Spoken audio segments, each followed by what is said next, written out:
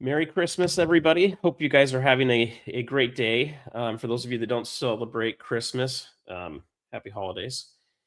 My family, were kind of putting it off a few days because we weren't all feeling very good. So, but I do have a little surprise to show you guys. So we got an addition to the family here.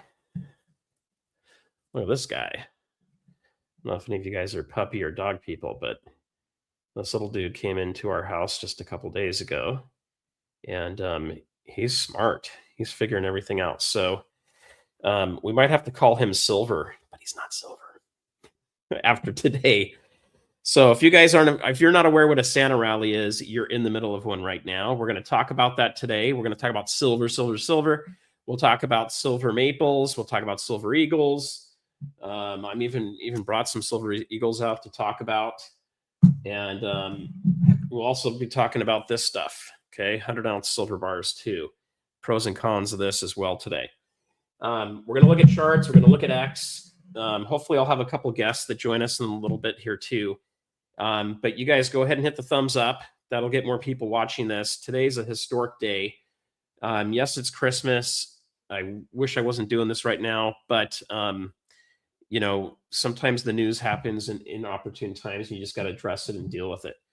So that's what we're doing now. Let me go ahead and put this on Do Not Disturb so we can not have any interruptions. So here's what I want to hear from you guys today. So this isn't an Ask Surfer. We're also going to dive into a whole bunch of stuff.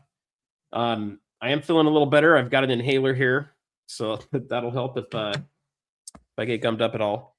But I want to hear from you guys. What do you guys think is happening? What do you think is going to go on? And I'm going to tell you exactly what's happening, what's going on. Now, I can't prove everything, but I've got a pretty good idea of what's going on because while most of you are having fun doing other stuff, this is pretty much all I do is my day job and then study all this stuff. I've been expecting this for a while. I tried to get my wife to sell our house 2 years ago, and I wanted to put as much of that equity of my house into gold and silver as I could. And we still haven't done that yet, but I think she's starting to warm up to the idea a little bit more. And I don't like the idea of taking money out of your house to do that. I don't like that. And that's not what I'm saying. What I'm saying is moving from a very expensive area to an area that's not as expensive, taking the difference and buying more precious metals. I've seen this coming for multiple years now, and you guys were just at the very beginning, okay? So if you're starting to feel like you've missed out, it's too late to get in, you're still way early. Just know that, all right? If you're feeling like we've hit the top and it's time to hurry and sell before it goes back down like it did in 1980 and in 2011, then you don't understand what's going on right now at all. Will things go up and down? Yes, they will, but we are looking at some massive, almost, I don't know, I think it's almost like 15 or 20 days of green candles up, which I've never seen before. And, you know, things are going kind of crazy. So here's this guy. He's saying hi real quick. You want to say hi? Say hi. Okay. Say hi. All right. Say hi. Okay. Anyway, he's pretty chill, but he does like to get out and run a lot. All right. So we're going to talk about constitutional silver. We're going to talk about, you know, large form silver, 100-ounce bars. Okay. We're going to talk about those. I'm going to tell you why I'm getting rid of mine. We're going to talk about silver eagles. I've got those here. Okay. So we'll talk about those a little bit. I'm not, you know, I'll never share my full stack, and I'm not going to be sharing a lot of stuff, but since it's kind of a historic moment, we'll do that.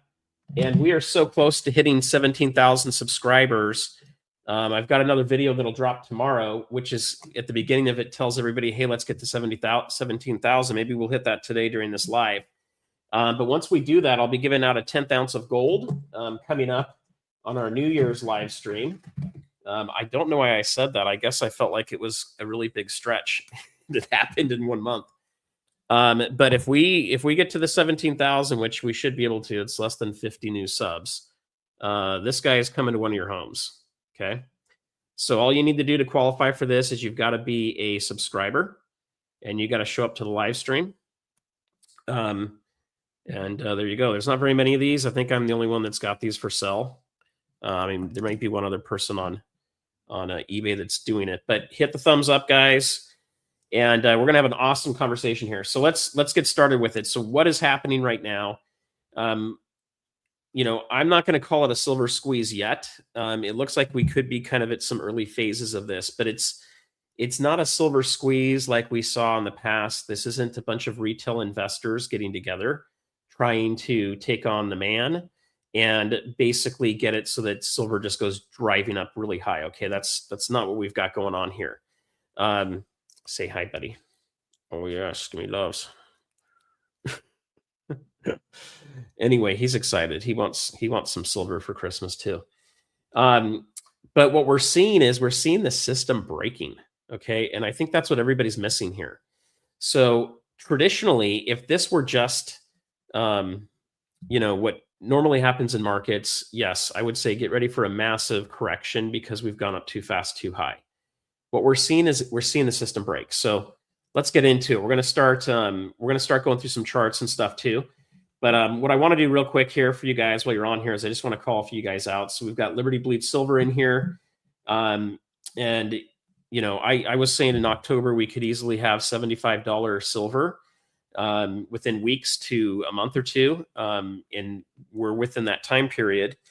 And some people were calling me crazy for saying that. It wasn't a prophecy. I don't have a crystal ball. I'm not a prophet. But it was looking at the trends. It was looking at what's happening and where we could go with it. Okay. Now I'm never going to say, hey, this is exactly what the price is going to be on this day, and I'm going to hang my hat on it, because that would be crazy. You never know what's going to happen with patterns.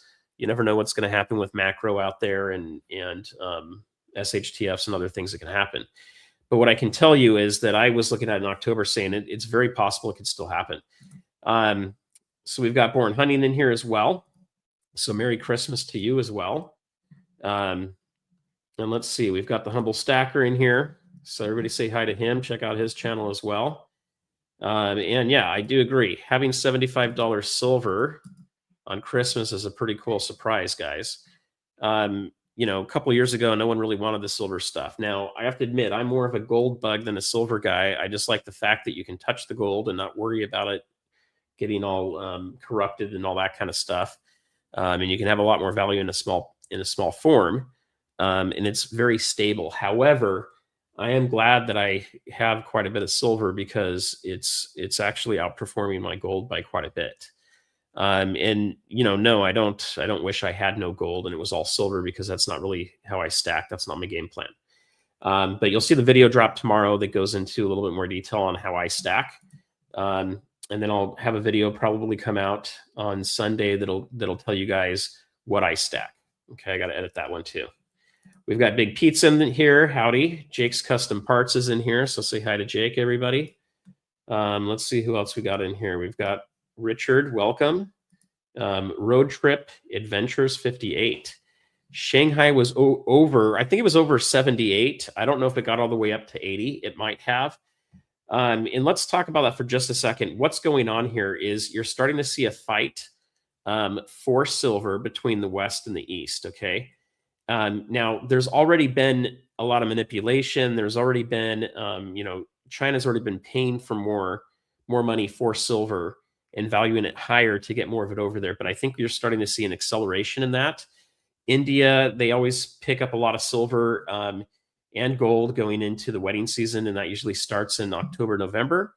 Not the wedding season, but the accumulation for it, and then it happens in the spring. And so you're seeing a lot of countries starting to take notice of gold. They're doing more buying. They're buying fewer U.S. treasuries, and then you're starting to see a handful of countries starting to take on silver, including the United States. That's why my video the other day has President Trump on there. Is he's starting with the strategic reserve asset to basically really push silver. All right, I'm going to have to tell my wife to come get our little guy here. Give me just a second, guys.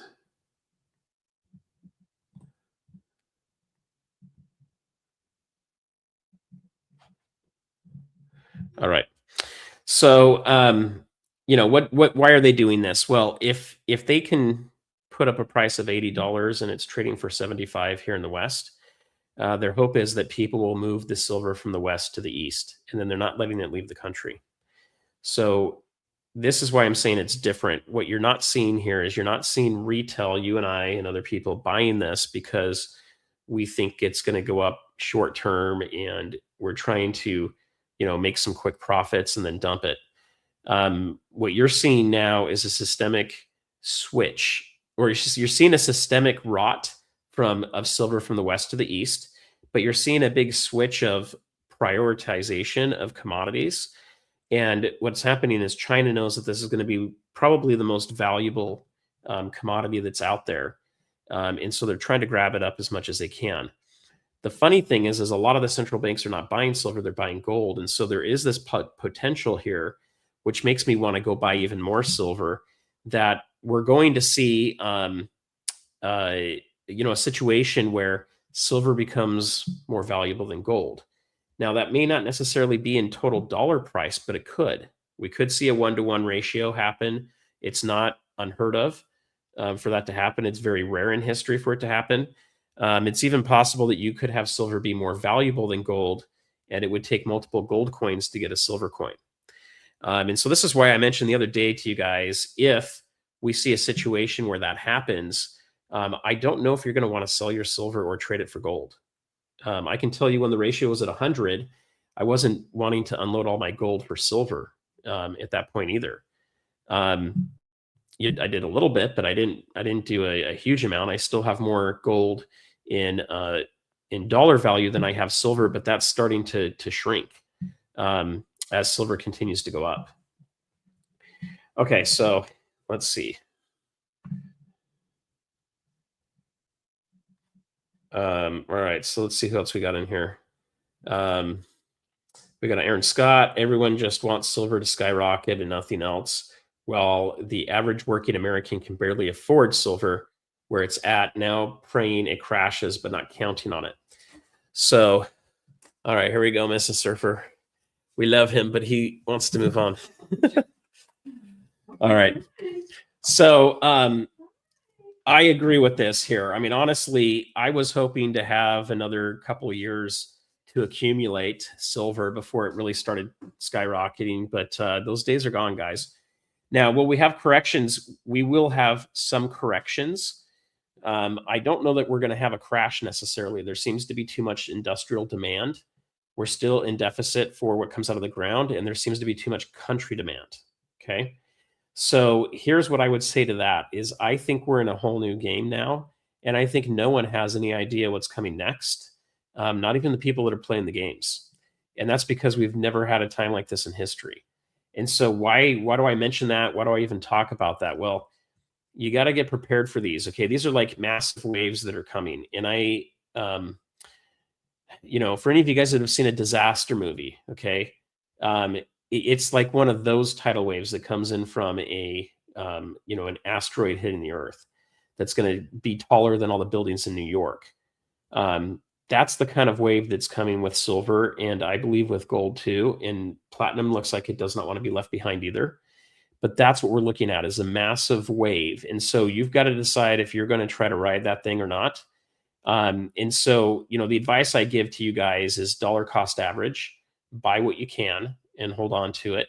Do not overextend yourself, okay? No matter what, I don't think you should be going and taking loans out on your house, on your cars, against other things to go buy this stuff. That's too risky, okay? There's good debt and bad debt, right? And you could pull it off with this, but I wouldn't recommend it, especially if you haven't done stuff like that in the past. You can have issues. But I would accumulate it. So, I'm gonna show you guys a couple things here. I'll put a glove on these. These are like brand new Eagles that have never even been out of their box before. But I'll put a glove on here to show you guys that as I'm going through everything. All right, who else do we got in here? I just want to do quick call outs to you guys. If you have any questions, go ahead and put those in bold, or put question next to it, or put surfer next to it so I can kind of tell. We should have some guests dropping in a little bit later today, and when they're in there, they can look at this and maybe call things that I might miss. Silver's Shelby Stacker, welcome. After 75, one of the big banks will go down when whoever breaks the deal first. So, yeah, let's talk about that a little bit in a moment, but we'll get down to that too on the banks. We're definitely going to talk about the banks. Now, time lapse, can we stay above 75 for the rest of the year? The answer is yes. We could go a lot higher too. So we're going to talk about that as well here in a minute, but I'll tell you why it can still go higher, because it is. It is right now. You have to understand that a lot of the banks now, especially the top 5 ones here in the US, excuse me, are net long on silver. Okay. That means that they still have shorts, but they're buying physical silver. And that buying of physical silver is now a stronger position for them than it is the shorting. Now, that's not the same for international banks, and I think it's still. I think Rob Keynes mentioned that it was like about a fifth of the banks that are out there that are playing in the metals. So it's not everybody. But to the point of this here, actually, this is the other one here. The point of this one here from Silvery Shelby Stacker. Usually, what happens when people have a lot of money is they see a position and they go after it. And if you're a billionaire and you've got 20 friends that are billionaires, you might want to be the first one to start a trend so that you can get there early and first before everybody else. I think that's kind of what's happening here. I think they're realizing the market's starting to go, and retail has not shown up yet. Okay. You guys are retail, but when I say retail, we're still dealing with less than 1% of the population is buying precious metals and stacking it. What happens when we get to 2%? That will be twice the demand we have today. What happens when we get to 4%? It's 4 times the demand. When we get to 8%, it's 8 times, right? It's just going to keep snowballing. And it's going to be huge. And you'll get to the point where you're going to order something like this, Silver Eagles, okay? And these Silver Eagles are going to be, backlogged forever. My gloves are so hard to use, but I didn't want to get these all messed up. But there's a Silver Eagle, guys. All right, we'll take the backdrop off for a second. These green screen things don't work all that well anyway, but it's better than my white background, but there you go. So you guys can see the Silver Eagle here is like in perfect condition. And, you can still afford to buy these things. Now, if you can't afford to buy these, okay, then I would recommend a couple things. One is you need to potentially take a second or third job to try to figure out some extra money on the side. The other thing is, are there expenses that you don't have to have every month? Are you do you have a habit you can kick? Are you spending a bunch of money on things like coffee at Starbucks that you could take out? It's still worth accumulating the silver. I don't think we're anywhere near the top. So I'd still be going after that stuff. We're going to hit 100, okay? Like guaranteed, we're going to hit 100. There's no reason, in no way, that we don't hit 100 in this cycle. My question is, will we hit 100 before the end of the year? Probably not. I think that would be a pretty steep move up. So I'd have a really hard time seeing us hit 100. But we could hit 100 in January or in February. And I'll tell you, my belief is if we hit 100 without any major correction before it, I think they're going to let it run a little higher. I think they're going to let it go. And they're going to take profits, and they're going to wait until there's so many longs in the market, on the options market, for the, for SLV, for example, that the banks can then sell their silver, switch the position, and short it really heavy and crash it back down. I could see them doing that. But in the long run, we're going way higher. We're going to go a lot higher than 100. I think we're going to go higher than 200. In my opinion, I think we're going to go over 300, probably closer to $500 in silver over the next several years. And I know that's kind of a high number, but that's what I see in a lot of the charts. And I see it in a lot of, excitement around the industry too. Okay, let's see. We've also got Larry's in here. Welcome. Michael Russell. Can't we take Christmas off and celebrate the true reason for the season? We totally can. And I recommend doing that. And I've already done that today. We're also doing it again on this weekend because most of my family's kind of sick. So the reason I'm doing this video is because it's timely. and things come up on days that you just don't necessarily want to deal with it. So that's why we're hitting it. But you're also on YouTube at the same time. So, we're both kind of checking things out, trying to help each other. And I also look at it as the spirit of, Christmas as well. It comes down to gifting, to helping, and doing all that stuff to, to help and serve other people. So right now, I don't have like the ads are off. I've turned the ads off on this because it's about giving you guys information right now, and making it hopefully helpful for you guys. Okay, so let's see who else we got in here. Eli's in here. Welcome. And we've got RJ Flippo, Gold Silver Junkie. Good to see you. Yep, that was for the puppy, not for me. Let's see who else we got in here. JM Unleashed. And I may miss you guys in here. I'll try to get you all up here. Should I buy or wait? That is always the big question. Okay, we're definitely going to hit that tonight too. It's okay if you're poor, by the way. It's okay. You can find ways to get a little extra money to be able to get some silver here and there. It may just take you a little bit longer to do it. And I hope that doesn't sound insensitive, but for just about anybody, you can find a way to get some silver. I mean, honestly, a dime right now is about, I want to say the dimes are going for $4. It might be higher than that now. Maybe it's up to $5, and the quarters are about $13 now. So you don't have to go for a silver eagle and be trying to chase something that's going to be in the mid 80s now, $85 or so for a silver eagle. You can go for a dime. You can go for a quarter. Getting your hands on some of that can be very helpful. But here's the thing: we also have a community here. So if everything does really start to crap out here, my hope is that I'll be able to help other people out around me, with this, and be able to kind of get things restarted from a money perspective. If we really did have a true SHTF on the money side, to where, this is what we start using for money again. But I know it can be hard. And a lot of times it takes time to kind of do it. I mean, I'm working 2 jobs to do this. Some people don't have the ability to work any jobs. But I am saying it can start with just a few bucks. And that's kind of the place that I would look at getting started with.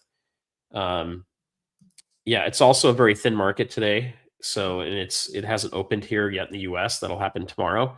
So tomorrow's the big day to wait and watch and see. If we go to 75 tomorrow again and back up, then that it's going to keep going. Like right now, it went up to over 75, went back down to 74.50. Now it's up to 74.81. And we'll go over the numbers here in just a second. But it looks like it's being sustained there. Jake's Custom Parts in here. I think I already called you out. Craig Johnson 775. We just called you out too. Buy contest is in the house. Welcome. Let's see. John Hoddle 29. There is a global shift in monetary policy and power. The shift is going back to the east, and the west is being destroyed. It is, but it's really weird. It's like the west is destroying itself on purpose. So who really controls the west? Who really controls the east? I bet we don't have any clue. Echo Leaf, keep buying. I'm buying this weekend. And I'm also probably selling some stuff too, or swapping. But anyway, this is a bar that I've got. So I gave my kids a couple of years ago, when silver was way less money, a 100-ounce bar for Christmas. And those bars have gone up multiple times now. And, that's going to be something that I'll leave with them. And I don't do that every year. It was just one year I decided to kind of start helping them build a portfolio, right? And so anyway, one of the issues I have with bars that are 100 ounces is we get up to a $100 bar. This is now a $10,000 bar. And that becomes a lot harder to kind of split that up, especially if my kids need, some of that money down the road for something. So I'm taking some of my bigger bars and working on whittling those down to smaller form functions. Be curious to know what you guys think. Road Trip Adventures 58, Constitutional Silver all day for me. I do have a handful of AACs though. Okay, I think they're good. All those are good. All right, who else we got in here? Mole Meat Mole Meek, 22832. Adorable. Yeah, he's a good pup. We're going to talk about Platinum too. I don't think my Platinum made it out here. Oh, yeah, it did make it out here today. So we will be talking about Platinum as well. Platinum's hot right there. So I was really reluctant to buy this, and now I'm very excited I did because it's gone way up. And so we're going to talk about Platinum as well and gold. But yeah, guys, go ahead and hit the smash the like button if you guys haven't done so already. We're so close to hitting 17,000. Oh, not that one, this one here.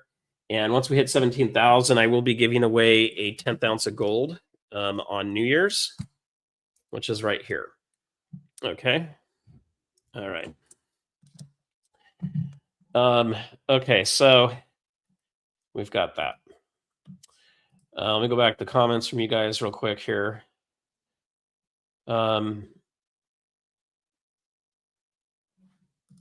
Yeah, it does that. That's why we kind of flip in and out of it. But we've got a Atari Legend here in the house as well. All right, who else we got in here? Matt. I don't know if we called Matt out already, but Merry Christmas.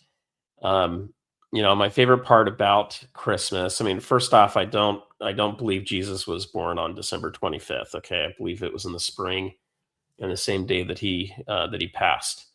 And I do love this time of year though, because what it does do is it brings a lot of people together to be thinking about the you know, the spirit of forgiveness. It's also the spirit of gifting and of helping other people in charity. And I think if we didn't have this season time and it wasn't centered around Christ, I don't think we'd have all that stuff. So I do love it. And this is one of my favorite days of the year to be able to celebrate that with my family. And so I always think it's great. And for me, it's not just a day. I mean, we celebrate it for the last several weeks and you go into church and things like that too. So for me, it's a season. It's not a day. But also I look at Easter time being just as important with everything that comes out of that and the resurrection and everything else. So, you know, for you guys, I think it's an awesome time of year. I think it's a time for you guys to be understanding what's going on. And so the gift I want to share with you guys today is this live stream. That's why I'm doing it. We won't go super long today, but I do want to get a few points out to you guys and help you guys with what's going on. It's really hard to know where the market's going and what it's going to look like. And I'm telling you guys, it's going to be huge. You know, if you're thinking, hey, we're getting close to the top, should I sell? Either you're thinking like a trader. And what I mean by that is like a day trader, someone that's going to trade in and out of stocks that doesn't want to hold something. If you're a stacker and you're nervous that we're going to have a massive crash and you're going to need money to live, then you probably have overbought silver. If you're a stacker, but you're just nervous that it's going to go way down and you're going to feel bad that you didn't sell at the top and buy at the bottom, hold on. We're not anywhere near the top yet. This is a local top. I mean, really the lowest things can actually go down to that would be sane is going to be in the low 50s for silver. If it goes below that, there's something that's probably broken in the system, and you know we're going to be going down lower for a while. I don't see that happening. Nothing shows me indication of that yet. Jeff Alexander, you can't have him. Shining Time Precious Metals. Mine is in a couple with let's see. Oh, mine is in a capsule with the black that has it come from the mint. Yeah, those are cool too. So it doesn't actually come from the mint that way, by the way. I think it comes from the distributor. So Kagan Coins up in San Francisco is the one that does the distribution for it. That's who I bought mine from. But they did put them in those. I don't think they came from the mint that way. And then some of them came with COAs. Mine never got the COAs in there. All right, we've got Pretty Wild Times by Go Hard Brothers. This is very true. Okay, let's see what else we got in here. Cavalier 444, cute puppy. So he's half a Cavalier. How's that? Richard's in the house. Welcome, Richard. Okay, let's see. Frankly, that's not funny. A lot of stuff's not funny, but then I laugh at it anyway. Oh, we have a guest coming in, guys. Bring the guest on. I think we will. Let's see. Hey, guest. Hey, just finishing You're up live. dinner. You're live. What'd you have for dinner? What'd you have for Christmas dinner? So all day yesterday, anybody that's ever made beef bourguignon, it is quite the undertaking. It's a lot of work. So we did it all yesterday, and we had it for dinner today. So it was phenomenal. That sounds awesome. I think that sounds really good. What'd you guys do? Not much. We're gonna kind of celebrate Christmas on probably on Monday or Sunday. No one's feeling super great. I'm actually on the mend. I'm feeling better, but the rest of the crew's not feeling great. So we didn't open any presents or anything. We've just been kind of hanging out as a family today. Kind of a little bit of a weird Christmas for us. Yeah, sounds like it. What's going on with the new pup? The pup is good, and he just came on the show a minute ago. You missed him. Oh, yeah. So We just finished eating, and they're cleaning it up. So I said, "Hey, I'm gonna go run out and do this real quick." Yeah. So he's having fun. He was checking it out. He was listening to everybody. He's been learning a lot of stuff. So you got all that going on. But OC, today we want to talk silver. And we'll get to a section here to talk a little bit more about Christmas too. I want to hear what everybody did for Christmas. But the fact that we've got 660 people on here watching right now tells me that people are paying attention to the price of silver.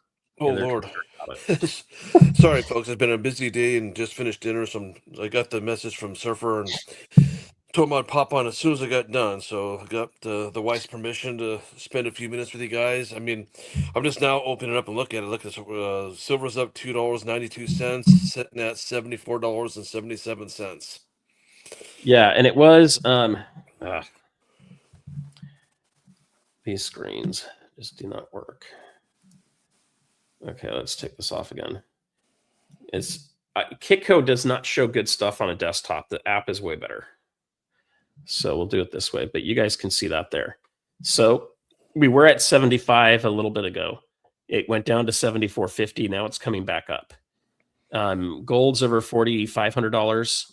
Platinum is approaching $2,500, and you've got palladium down there at $1,800. I didn't even pay attention to platinum, up $175. So 24, here's what Here's what I want you to pay attention of. I did the video the other day. Platinum's the one to watch, guys. Okay, not silver. Platinum is about to pass up silver for the best gain for the year. I don't know if you guys know that or not. You guys paying attention to that? So today, gold is up less than 1%. Silver's up 4%. Platinum is up 7.82%. Palladium up is 5.47%. Okay, if you don't have platinum, I don't know enough about platinum to say if it's going to keep running in this run right now. I'm going to try to be doing some more research in the next week or two to get you guys some better ideas on platinum. But what I can tell you about platinum is this: it's much more rare than silver and gold is, and it's being explored to be used to basically fight in kind of what's becoming the AI wars. I know a lot of people aren't talking about that, but we're basically having AI wars between the West and the East. It's why you see the NVIDIA stock so high, and it's one of the reasons why our current president's going to try to keep that stock as high as he can. It shows that we've got this strength, and we're starting to sell chips now from NVIDIA back to China, but they're not the first generation chips. They're like a second generation chip. I don't even think that's the right word, but they're a tier down from the chips that we're using. And then the other play that goes into the whole AI thing is energy and power. You got to have a lot of energy and power to run these data centers, and the US is falling way behind. And I'm hearing that a lot of platinum is going to be used for hydrogen and other energy sources that's coming up. And I think that's one of the reasons it's running. Will it keep running like this for a long time? I don't know, but it's catching momentum, and it looks like it's starting to outpace even silver. So I'm guessing right now it's probably about tied. with silver, but that'll be crazy if platinum ends up being the winning metal for the year. I mean, OC, I wouldn't have picked that. Would you have picked that? I'm guessing you didn't, but. Well, I always saw it gaining, but not to the level that it's at, to be quite honest with you. Yeah, so I think it's been pretty huge. So here's a question that comes up here too. So one, I'm going to leave this banner down here for a while, guys, because we want to get to 17,000 subscribers, and then it's going to make my video seem silly tomorrow that says, hey, let's get to 17,000 subscribers. But sometimes you make these videos and it takes you a little bit of time to get them out. Okay, so let's see. Someone had a question here and it disappeared on me. So my understanding is that in January, no longer, I think it's starting January 1st, no longer are you allowed to take silver out of China. That's what I had heard. So I think what's happening here is China is sucking up all the silver they can. So OC, I believe they're over $80 per ounce right now in Shanghai for silver. I was going to ask if you had touched on that yet. That's I just saw that just before we sat down at dinner, so I haven't had much time to do some research on a Christmas day and how many people are reporting on it. It's probably going to be limited, but I'm anticipating. Well, in what I've read so far, we think that we're going to follow suit tomorrow when we open. Yeah, so here's my guess. My guess is in the morning it opens up high. It starts moving up. I think we'll be over 75 in the morning. And we may see a little bit of a short position come online with people believing that they can short this down. And I do not think it's going to hold. I think it's then going to move back up.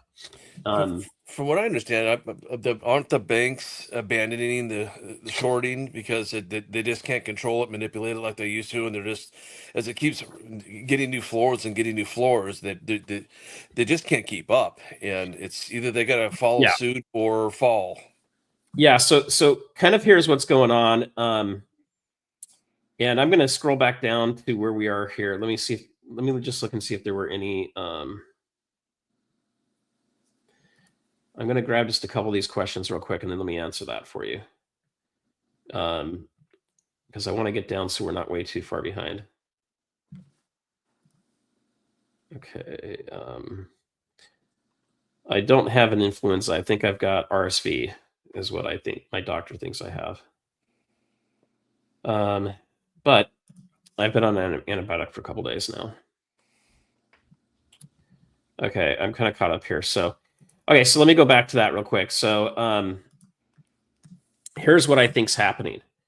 The banks are so short on silver, or were so short on silver that if they were to have to be called on that silver position, and don't quote me on these numbers, but I think it's somewhere in like the 30 to $50 billion range that they would lose. And so technically what would happen is they would actually have to supply all that silver. You can't find that much silver out there. It doesn't exist. So they have to continue to do these short positions until they expire out. And that's because they went naked short. They didn't already own the positions to begin with or have the physical silver. So I think what's happening right now, OC, is they're hedging themselves by buying physical silver, and they now have more physical silver than they have shorted silver. And that's just the 5 top US banks that are doing it. And so when they're doing that, they're like slowly moving their position. They can't do it all at once. They'd go bankrupt. So they're slowly moving out of some of their shorts and they're buying more physical silver. And by doing that, it's causing a situation where there's a little bit more demand for silver that's coming in. Rob Keene said today, though, earlier, it's only about a fifth of the banks that are starting to deal with that, or the volume, I should say. And so you still have 4/5 that are shorting. So we could still see some shorting happen tomorrow, but so far, most of the shorts we've seen happen only last like a half an hour to an hour, and it starts to jump back up. I mean, even right now, we dipped just barely and it's starting to go back up again towards $75. So my guess is we're going to close the year above 75. We might even approach close to 80, and then I think we could get to 100 in January. I don't think it's too far fetched. My prediction was so far off, it's crazy. What did you think was going to happen? I called 61.75 by the end of the year, and I never make predictions, but I'm pretty conservative, on my reading. I don't like to be a pumper, I refuse to fall in that category. But even with all we're reading, all we're looking at, I mean, it's driving pretty hard. Well, here's the thing. So let's address that for just a second here. So I agree, guys. I'm going to show you guys this in a minute. There's a ton of AI video crap going on YouTube, and you can watch it if you want. I don't care. It doesn't hurt me. It doesn't hurt my feelings. But I want you guys to know a lot of the information in there is not true. It's flat out lies and incorrect information. And what's crazy is I've got people making comments on some of my videos about this, that YouTubers are just jealous that this AI channel is having so much success. If that's the way you guys feel, go watch the AI videos, but don't come crying to us when you lose your money. Okay? Yeah. It's telling you stupid advice. It's telling you that US laws exist that do not exist. It's telling you that there's going to be a silver confiscation, which is not true. There's no silver confiscation. Could metals be confiscated? Sure, they could be. Has silver ever been confiscated from retail? No. Or from citizens? No, never. Was gold? Yes, it was. Has it happened a few times? Yeah, it has. Do you have to give it up? Not really. You can hide stuff. You can put it in other places. You can move it out of the country. So there's a lot of other things in addition to that those AI channels have been saying that are not true. Now, there's some really good points it makes, but it's not real. It's just a faceless channel. So it could be coming from the Chinese government, the Russians. It could come from the US. It could be coming from a bank. It could be coming from a large organization. I'm not exactly sure what their motive is, but at least in one of their videos, the motive was to get you to hurry and dump your silver. So that is a form of shorting, right? Through social engineering and manipulation. Just be aware of that stuff, guys, because that is going on out there, and I don't want you to do something rash based on bad information. But with that said out there, it's important to understand where you're getting your facts from, your data, all of that stuff. So I predicted this year we were going to see about $4,000 gold, and that we would get to, I'd have to go back to my video. I said either $40 or $50 silver. I can't remember what I said, but we've blown past both of those. And so what does that tell me? Well, I didn't think I was being super conservative with that. I thought I was being a little bit liberal with it. And what that tells me is that I was not expecting 150% gain for silver. I didn't think it was going to move this fast. I thought it was going to take longer. So it is possible for things to happen in an accelerated fashion. It's also possible for us to see a pullback. I wouldn't be surprised next year if we saw metals, finish the year higher than where they're at today, but we might have a point where it goes lower than where it's at today. If we get up to 100 OC, I'd have a hard time believing we never go back down and test, say, 60 again. What do you think the GSR is going to be if it hits 100? You think it'll hit to the 55 for my? Well, right now, gold seems to be really stable. It's just, if you look at it, gold's not really moving. Yeah, hardly. It's only up $30. So gold's not really moving. So let's just look at it here. If we let's say we put gold at 4,500 and silver's. So my guess is you don't get below a 50 ratio yet next year. I think the lowest you're going to see the ratio at next year is probably 50, which would mean that if silver goes above 100, then gold's going to be closer to 5,000. Yeah. From all the studying I've done, we shouldn't be at a ratio, down to 50 anytime soon. That's something that usually will come later in like 2027 to 2028 in this cycle. We're seeing it early here. Now that gets me thinking in a few different ways. I'm thinking through this and going, okay, Let's see. Right now, the gold to silver ratio. Let's see if I can pull some of this up on the screen. Kick code just sucks on the web. It's so hard to see it. I love it on my phone. It's the greatest thing now. Yeah, their website's horrible. So Kiko, if you guys are watching, like seriously fix your website. It's like the hardest thing to even find where to go look and get the pricing, and you can't compare multiples across each other. And if you can, well, then your user interface is really, really bad. Okay, just a second here.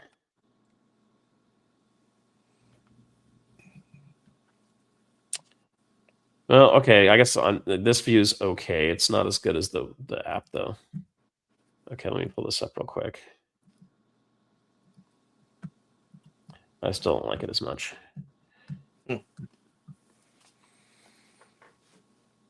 Let's see if I can. Well, while you're looking that up, I'll just tell everybody hello to everybody. I know there's way too many people for me to say shout out everybody, but hello, Merry Christmas.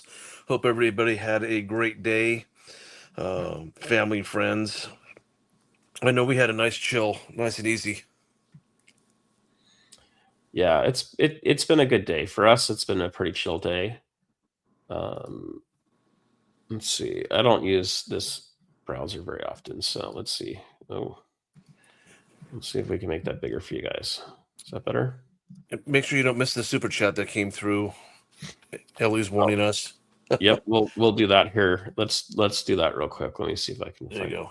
Trying to pay attention to the chat a little bit here. All right. So thank you first off for the super chat from Silverstruck. Silver spot price back will happen. Get real.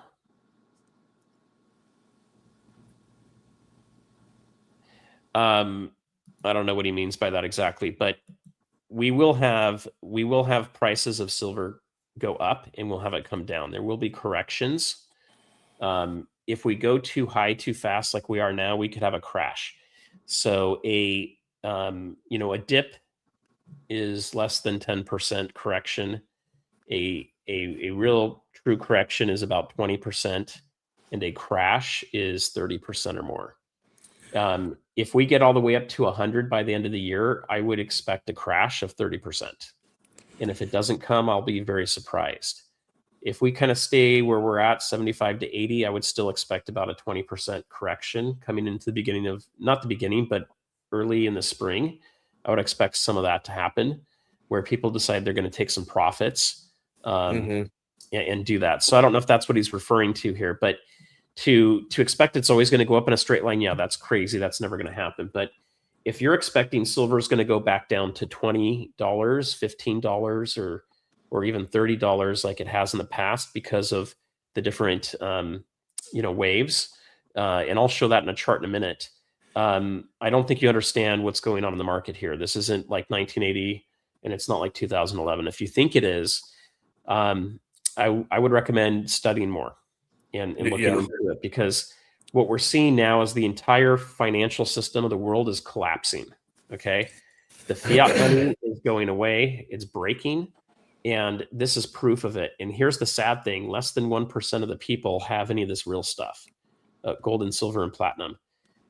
Palladium, I don't even know how many people have palladium. There's not very much of that out there. I don't have any palladium. I think it would be fun to get some, but as this price keeps going up, I'm less excited about trying to buy one. Maybe just for fun to have it for the channel. But I don't know enough about palladium outside of catalytic converters and automotives, which the auto industry is not doing well. So why are those metals going up? Well, it's because they're starting to use it for different purposes. But thank you for the super chat. Let us know if there was something else you're referring to on there, and we'll try to get to that from you too. Who gave the super chat? And I'll try to look in chat if it is from Silverstruck. Silverstruck. Okay, I'll look for it. So I'm going to look through here too, real quick, to see if I see anything. Here's one thing I'm noticing too. Back a year ago, when the market would correct or dip, or people taking profits, it would hit you for the day, and then it would take it for a day or two to recoup. Now we're seeing dips, and it's recouping within minutes. So yes. I think they're going to see a pretty dramatic change in that. So people that are watching and looking for dips, it's almost like you got to be sitting at your LCS or online waiting for it to come down before depending on how you buy your silver, your precious metals, which is very interesting. I'm just happy that we locked in our deal for Sunday. So Yes. I saw somebody there saying, "Are we sad that we've sold our silver?" Well, brother, I've been buying since 1970, and my deep stack is never going to be sold. And all I do is flip metals, and the profits go back into buying more and more, and increasing my inventory more and more, and building my stack more than more. So I'm not sad one bit. And we have another 200 ounces plus coming on Sunday, Yes. plus a bunch of 90%. Correct. So our client wanted us to lock in before Christmas so that he could count on the money. We said no problem. The pendulum swung in our favor this time around. It has, and it's. I'm going to show you guys the charts here in just a second. Let me see if I can get this to go. I like what James Moore says: rock, paper, silver. Silver always beats paper. Yeah, So exactly. true. I like it. I love it. No, it is true. So okay, so let's talk a few things real quick here. So a couple things to just set straight. First off, everything that goes up comes down to some degree. Okay, but I'm going to show you guys the charts in a minute here to illustrate what's not going to happen and what will probably happen. And we're going to use a couple different charts to show you guys. As far as pricing goes, when I started heavily stacking in 2021, in the summer, that's when I started buying, and I bought gold primarily because I have a lot of equity in my house, and I'm concerned about real estate crashing or losing my job. And gold is way more stable. It doesn't go up and down nearly as much as silver does. And so for me, it was a stability play and a hedge against inflation. As I got stacking more into it, and this video is going to drop tomorrow, we'll talk about this. And now I probably need to edit it because we just passed 17,000 subscribers, by the way. Oh, So did we? I Nice. will be giving this away on New Year's, guys. This 10th ounce gold Toro. Okay. And So we you have just need to be a subscriber, and you need to show up to that live stream on New Year's Eve. So now I got to edit out the beginning of my video that's dropping tomorrow because it says, let's get to 17,000. All right. So I got to re-edit it, but well, how nice is this? We're seeing records in precious metals, and we're seeing you hitting your goal with getting subscribers, and hopefully just getting the word out to people, paying attention to what we're talking about. We don't sit there and hype and pump and do all that nonsense. We just talk about what's going on the day-to-days, and we reference the people that we listen to or pay attention to. So, and we I'm totally happy that do. So I'm happy that more and more people in the community are taking note and helping you along. So I'm always happy to chat with you. Excuse I haven't shaved and my hair's out of the shower like this. I'm not looking great, but I'm a little under the weather. I'll come back to the channel in a minute because there's a few things I want to point out that I'm excited about with the channel because it's not about me, it's about you guys. I'm just a guy that felt compelled. I felt like it's part of the reason I'm here is to help people with this stuff. I don't know why, right? My wife's like, you're so nerdy. She loves me to death, but she's like, go talk to other people about the coin stuff.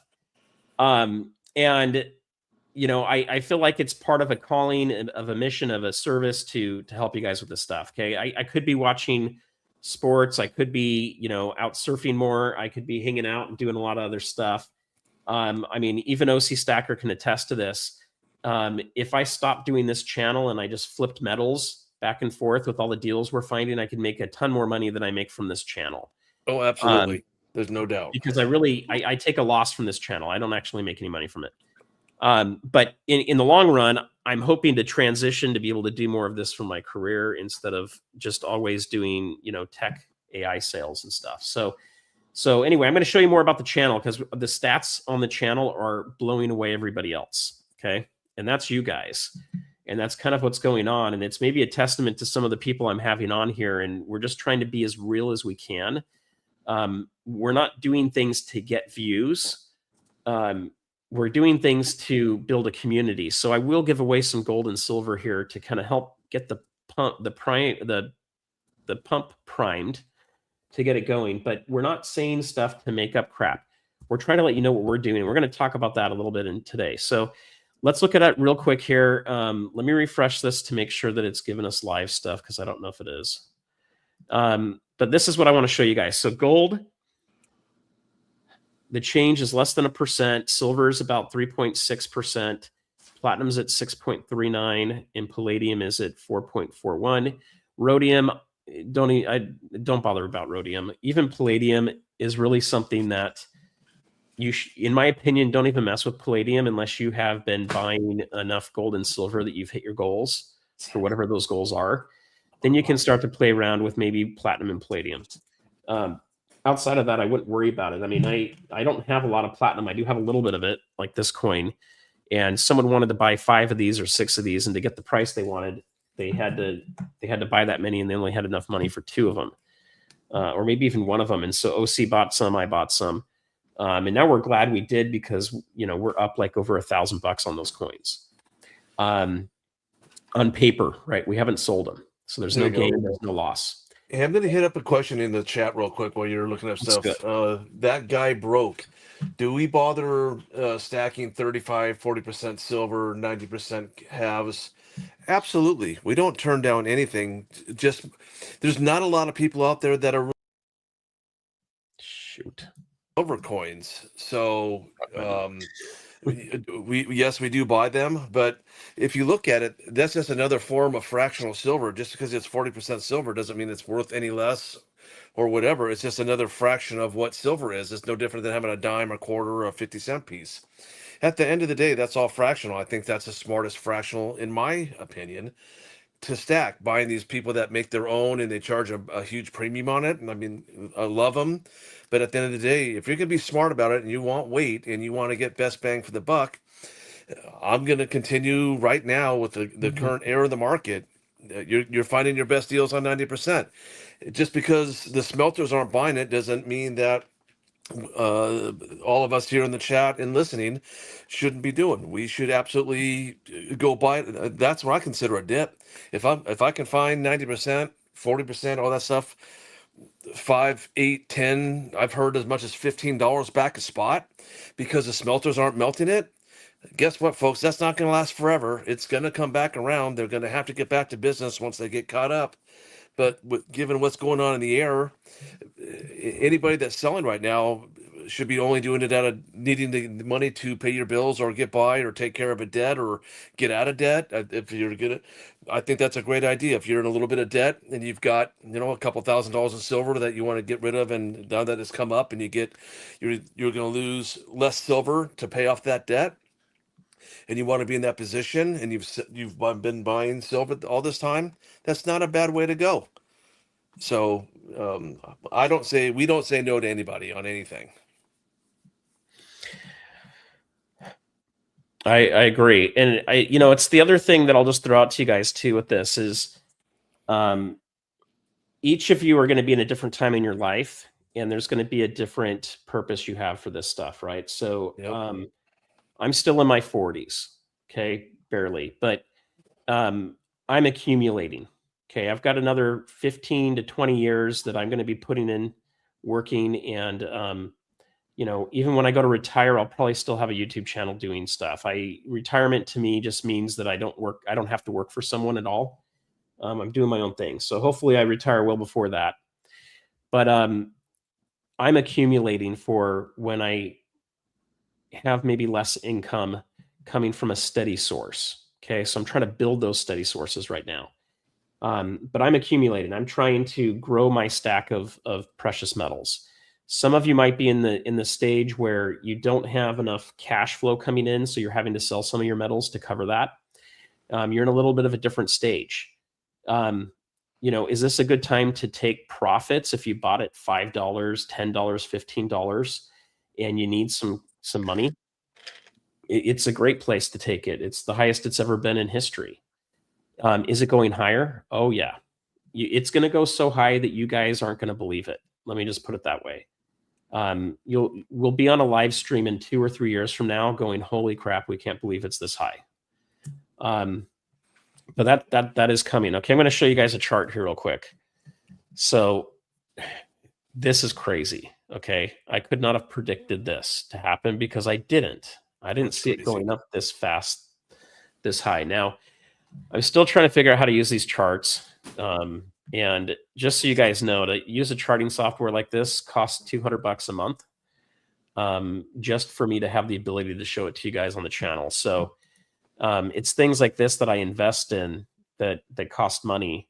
To have the streaming service is like $50 a month. There's cost to doing all this stuff. So we're here to help you guys. We're trying to give you guys some stuff. Now, OC, tell me if you can you see the cursor moving around? Yes, I can. Okay. So this is 1980 top right here, which was about $48 and change. Okay. And it goes a little bit higher here in 2011. It got right below 50. Do you see that? Yep. Okay. I'm not sure how to draw I don't know if it's going to let me do this or not. Let me see. Yeah, you're trying to show the cup and the handle.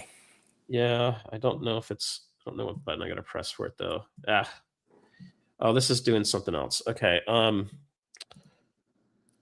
I will learn how to do that. I need to watch a few videos on it. But anyway, guys, you can see this here. This is a big, huge cup. It's massive. Okay. It went for a very long time. So I do not fault anybody that bought at the top of this that's been waiting for us to hit here to get out of this. To me, that would feel like the worst investment I've ever made. Okay. And Yeah. I wouldn't blame anybody for doing that. Especially if you held through 2011, you didn't sell. I totally get it. But I'm telling you, if you sold at 50, you missed out on a massive upswing that you've been waiting for 45 years. Okay. Now, let's see if I can make this. Let's see. Okay.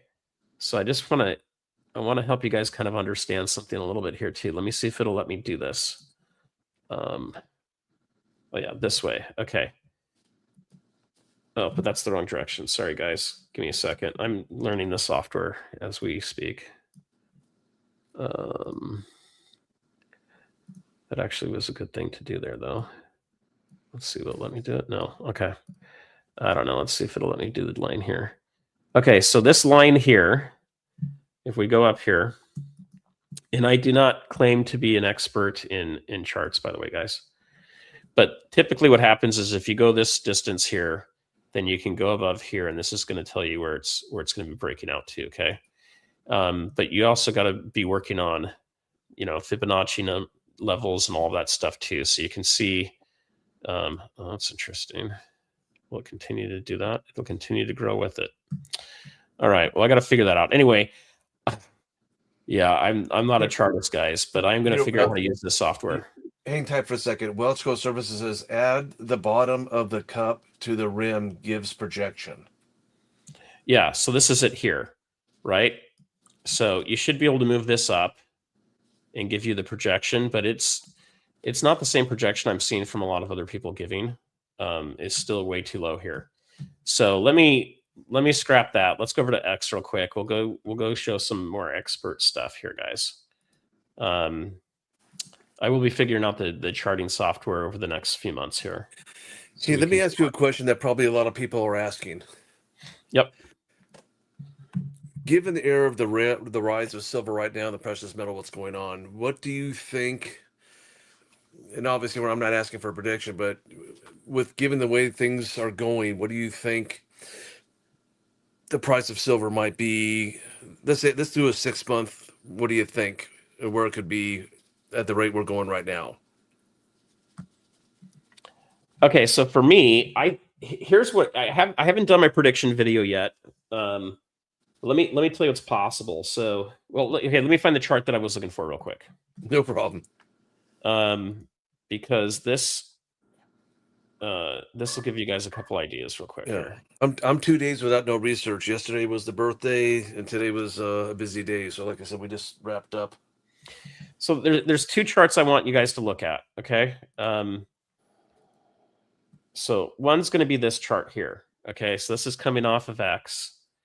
This is gold, silver, HQ. Okay. And what they're looking at here is the M2 inflation adjusted all-time high of silver. Okay. So if we look at that, it shows that this high here that you see is 1980. And if we go to that same high, we're going to hit $600 silver. Okay. Now, there's no rhyme or reason for us to do that. It's just that if we don't hit that, according to this chart, if when silver hit that in 1980, if it was a real true price and not completely manipulated, which I would argue a little bit with the Hunt brothers that there was manipulation there, but let's just say it's a true price discovery, then we haven't even gotten to adjust inflation adjusted prices until we hit 600, according to that chart. Okay. So one answer, OC, is over the next 3 to 4 years, we could see $600 silver. Okay. Let's see what else we got here.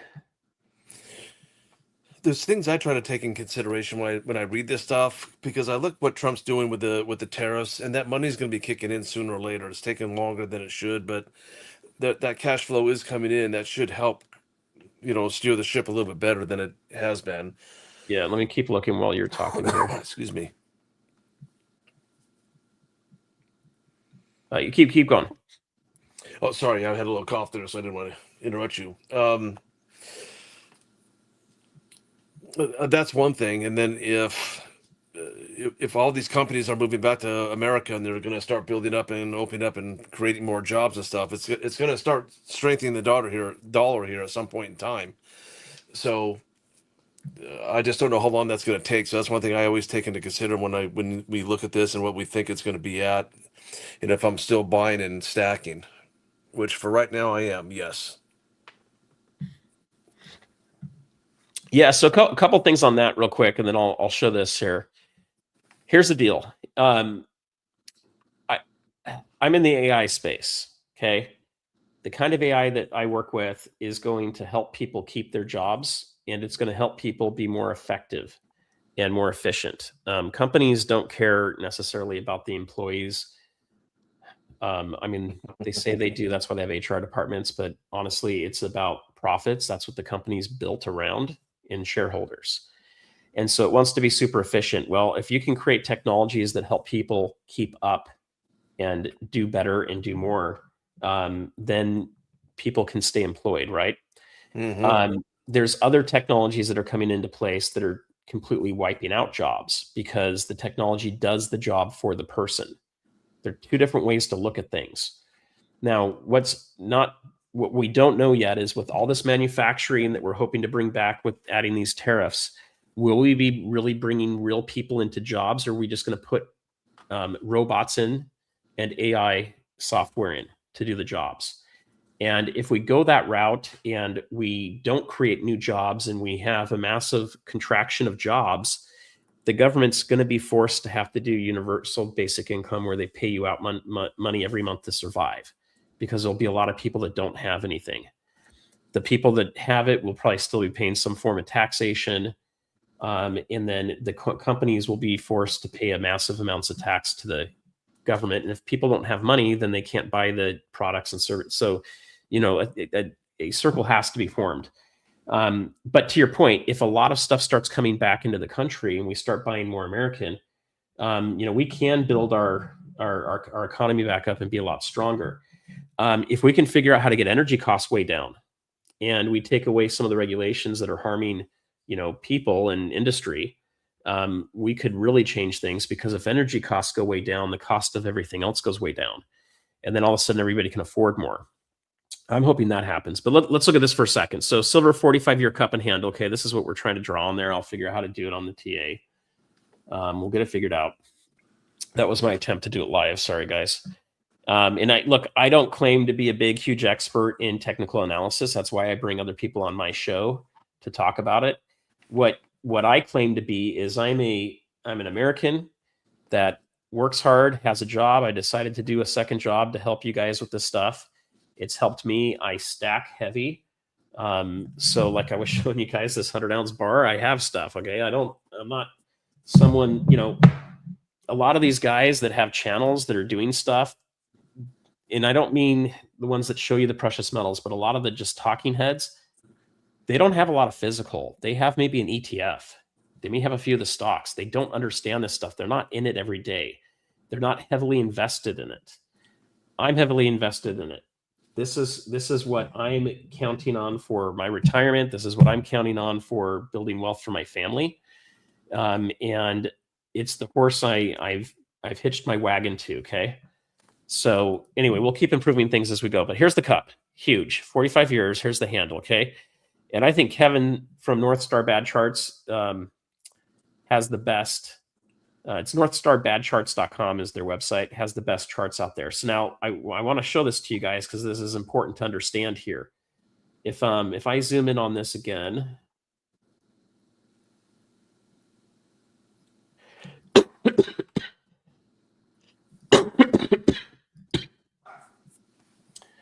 okay, some of that zooming seems to be backfiring.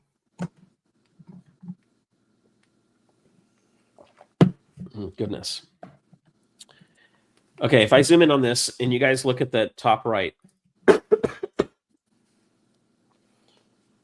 going to take a cough drop, guys. You'll see that he saw it going up to about 37 and coming back down and going up, okay? He's got other charts that I'm going to show you too.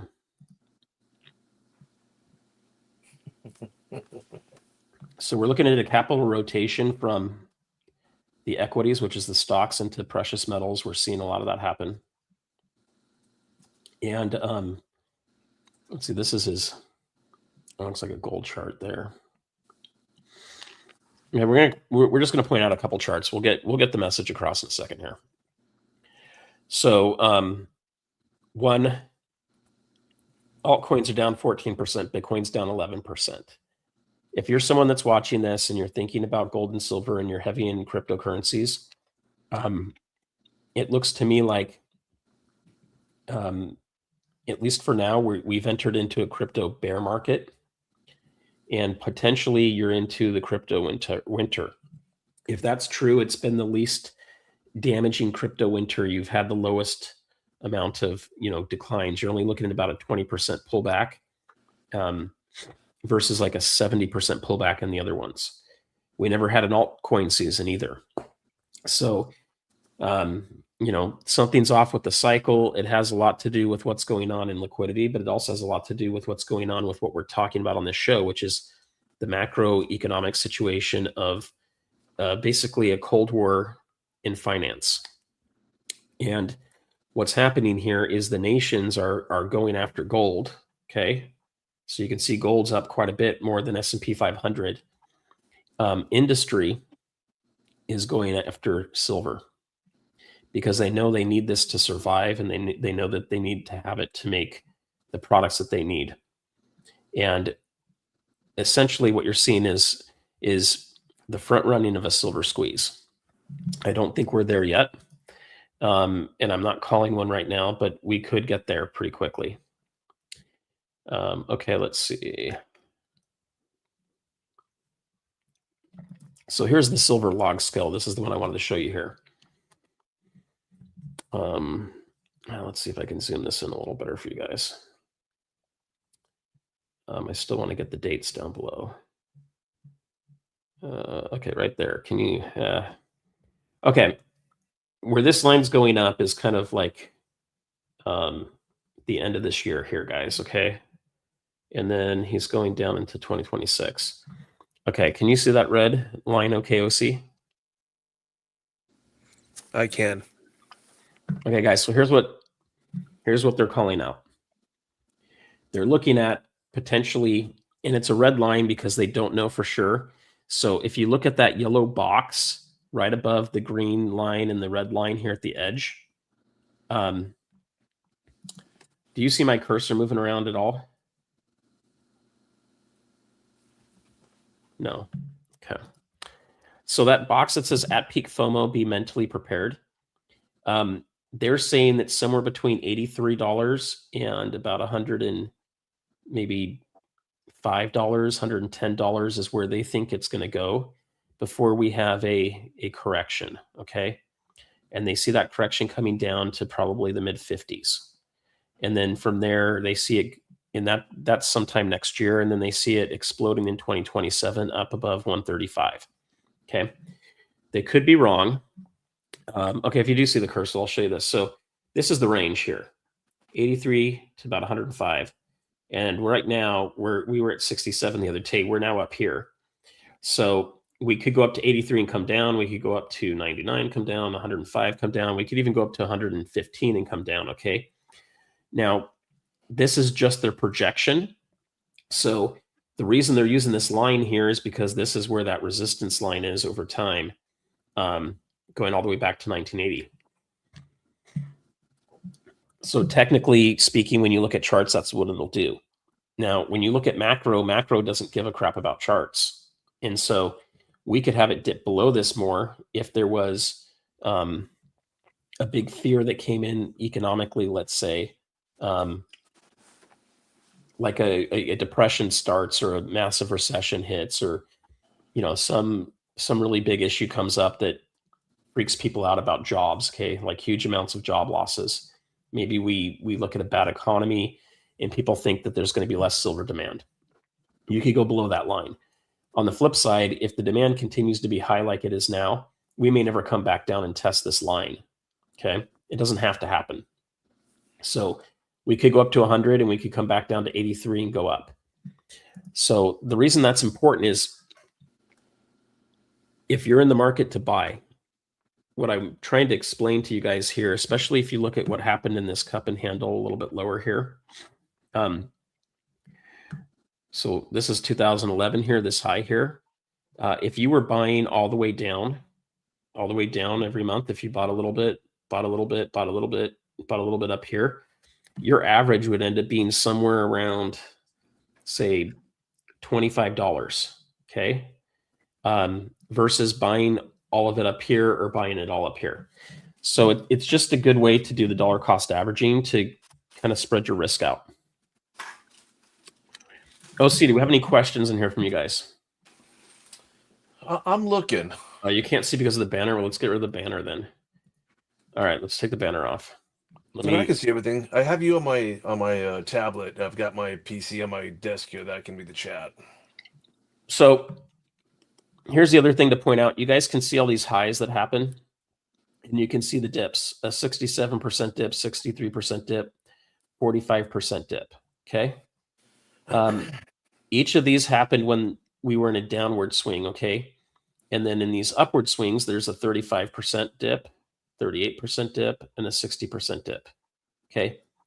We haven't had any of those. Okay. Since 2022, we really haven't had a big, massive dip happen yet. So are things different now? Maybe, but you have to be prepared for it. So what I'm telling you guys is, if you feel like you've overextended yourself by buying too much silver or gold or platinum for that matter, and you're looking at your bank account and you're like, I really have no cash, it's all in this stuff. If you think you might need some of that for a rainy day, now is not a bad time to sell some of it. Definitely not a good time to sell junk silver, but it's actually a really good time to sell these things. Well, these are in high demand. I can tell you why people are selling their junk silver. It's because it's 90%. It's not the rounds and the buffaloes and all these silver, pure silver coins. So that's what's going on. In my humble opinion, people want to hang on. Why did you buy it in the first place then? Well, it could be people trying to, okay, well, I have my gold that I don't want to get rid of. I have my silver. Well, let me take that back. I have my silver eagles that I certainly don't want. That's no, I don't want to get rid of those. I don't want to get rid of my generic silver because it's still, at the end of the day, 1 ounce of pure silver. So what's usually the first to go in people's stacks? Usually the 90%. But here again, it's important to have fractional, but everybody has to make their own call of what they think is enough. They're not going to liquidate all of their 90%, I would imagine. Maybe they would do 30, 40% of the 90%, maybe the rest of their generics, but they're not going to get rid of their silver eagles or the coin of the realm, as so many people like to call that. I'm not one of them. But so people understand what we're talking about, we have over 800 people in here, so we want to make sure we're specific on what we're talking about today.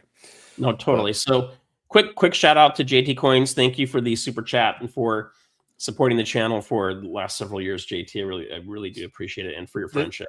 this is, yeah, JT's a great guy, but this is why I love coming on here and reading. I paused to check. I want to read this. Um, it's Lee Chavari 4675 was going to Starbucks to buy a FOMO chino, but bought a gram of silver instead. You guys, I mean, I love this stuff. It's a little bit of whatever, but it's still funny that, when stackers, when we think about that, I couldn't tell you the last time I went to Starbucks and bought a coffee. I just don't.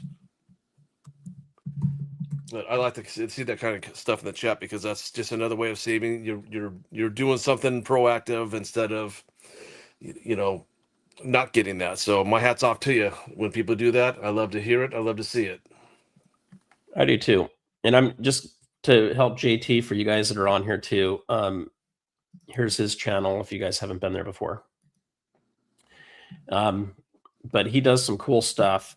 He's got some great videos on taking coins and turning them into rings. Now I know some of you guys have an issue with that.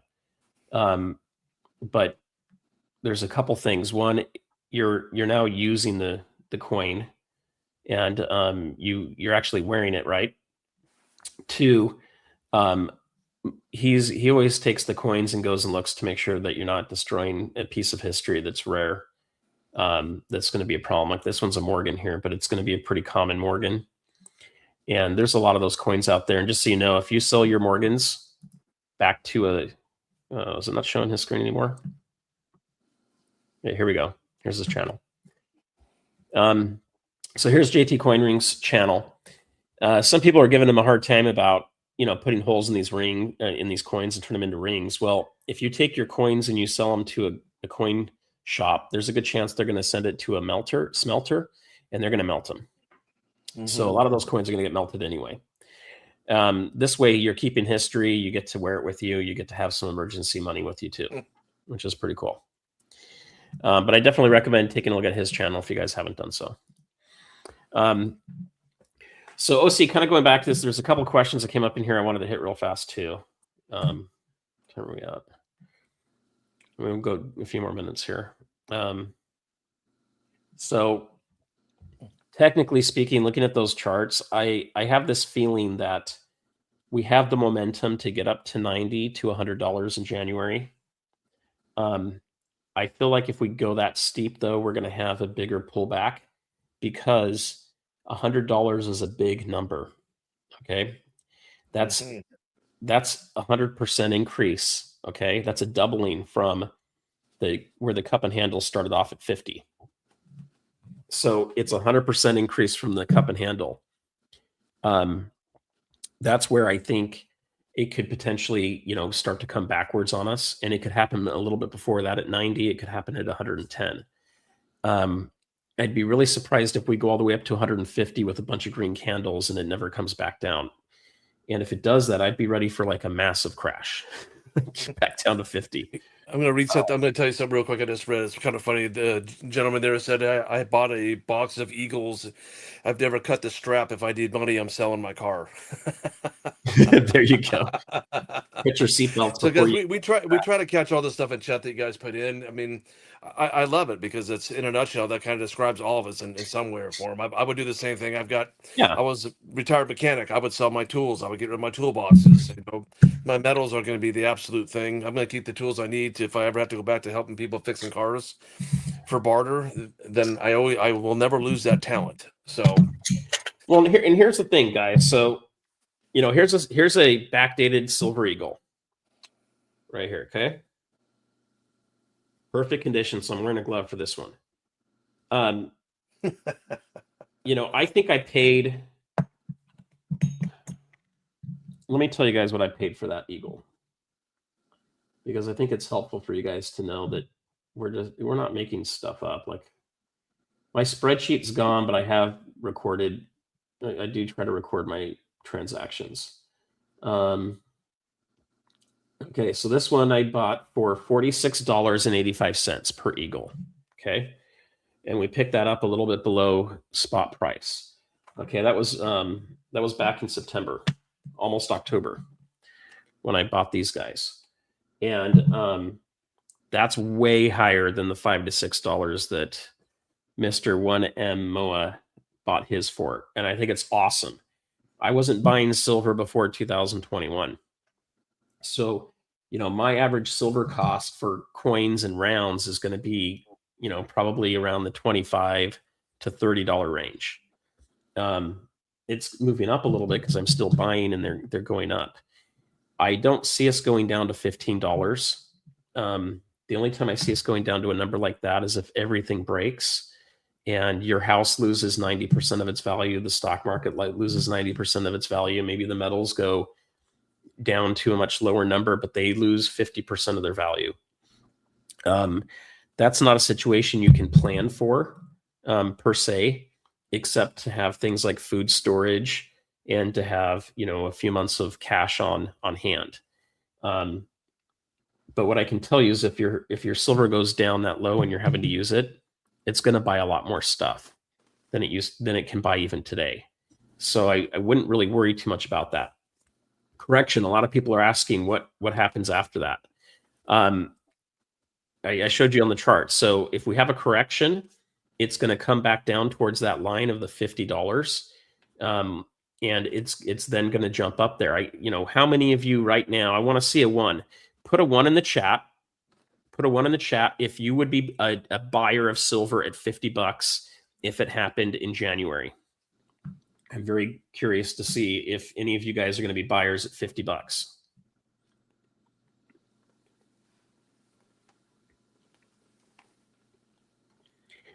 Put a 0 in the chat if there's no way you're buying if it goes to $50.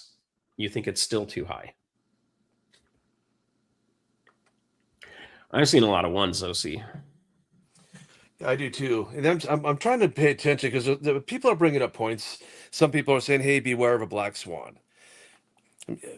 I'm going to say this: the people that put that in the chat, I understand that and I see that, but I think all of us that do this, no matter what we do in our life, if you think a black swan is just going to target just us metal stackers, you're sorely mistaken. It's going to go after everything.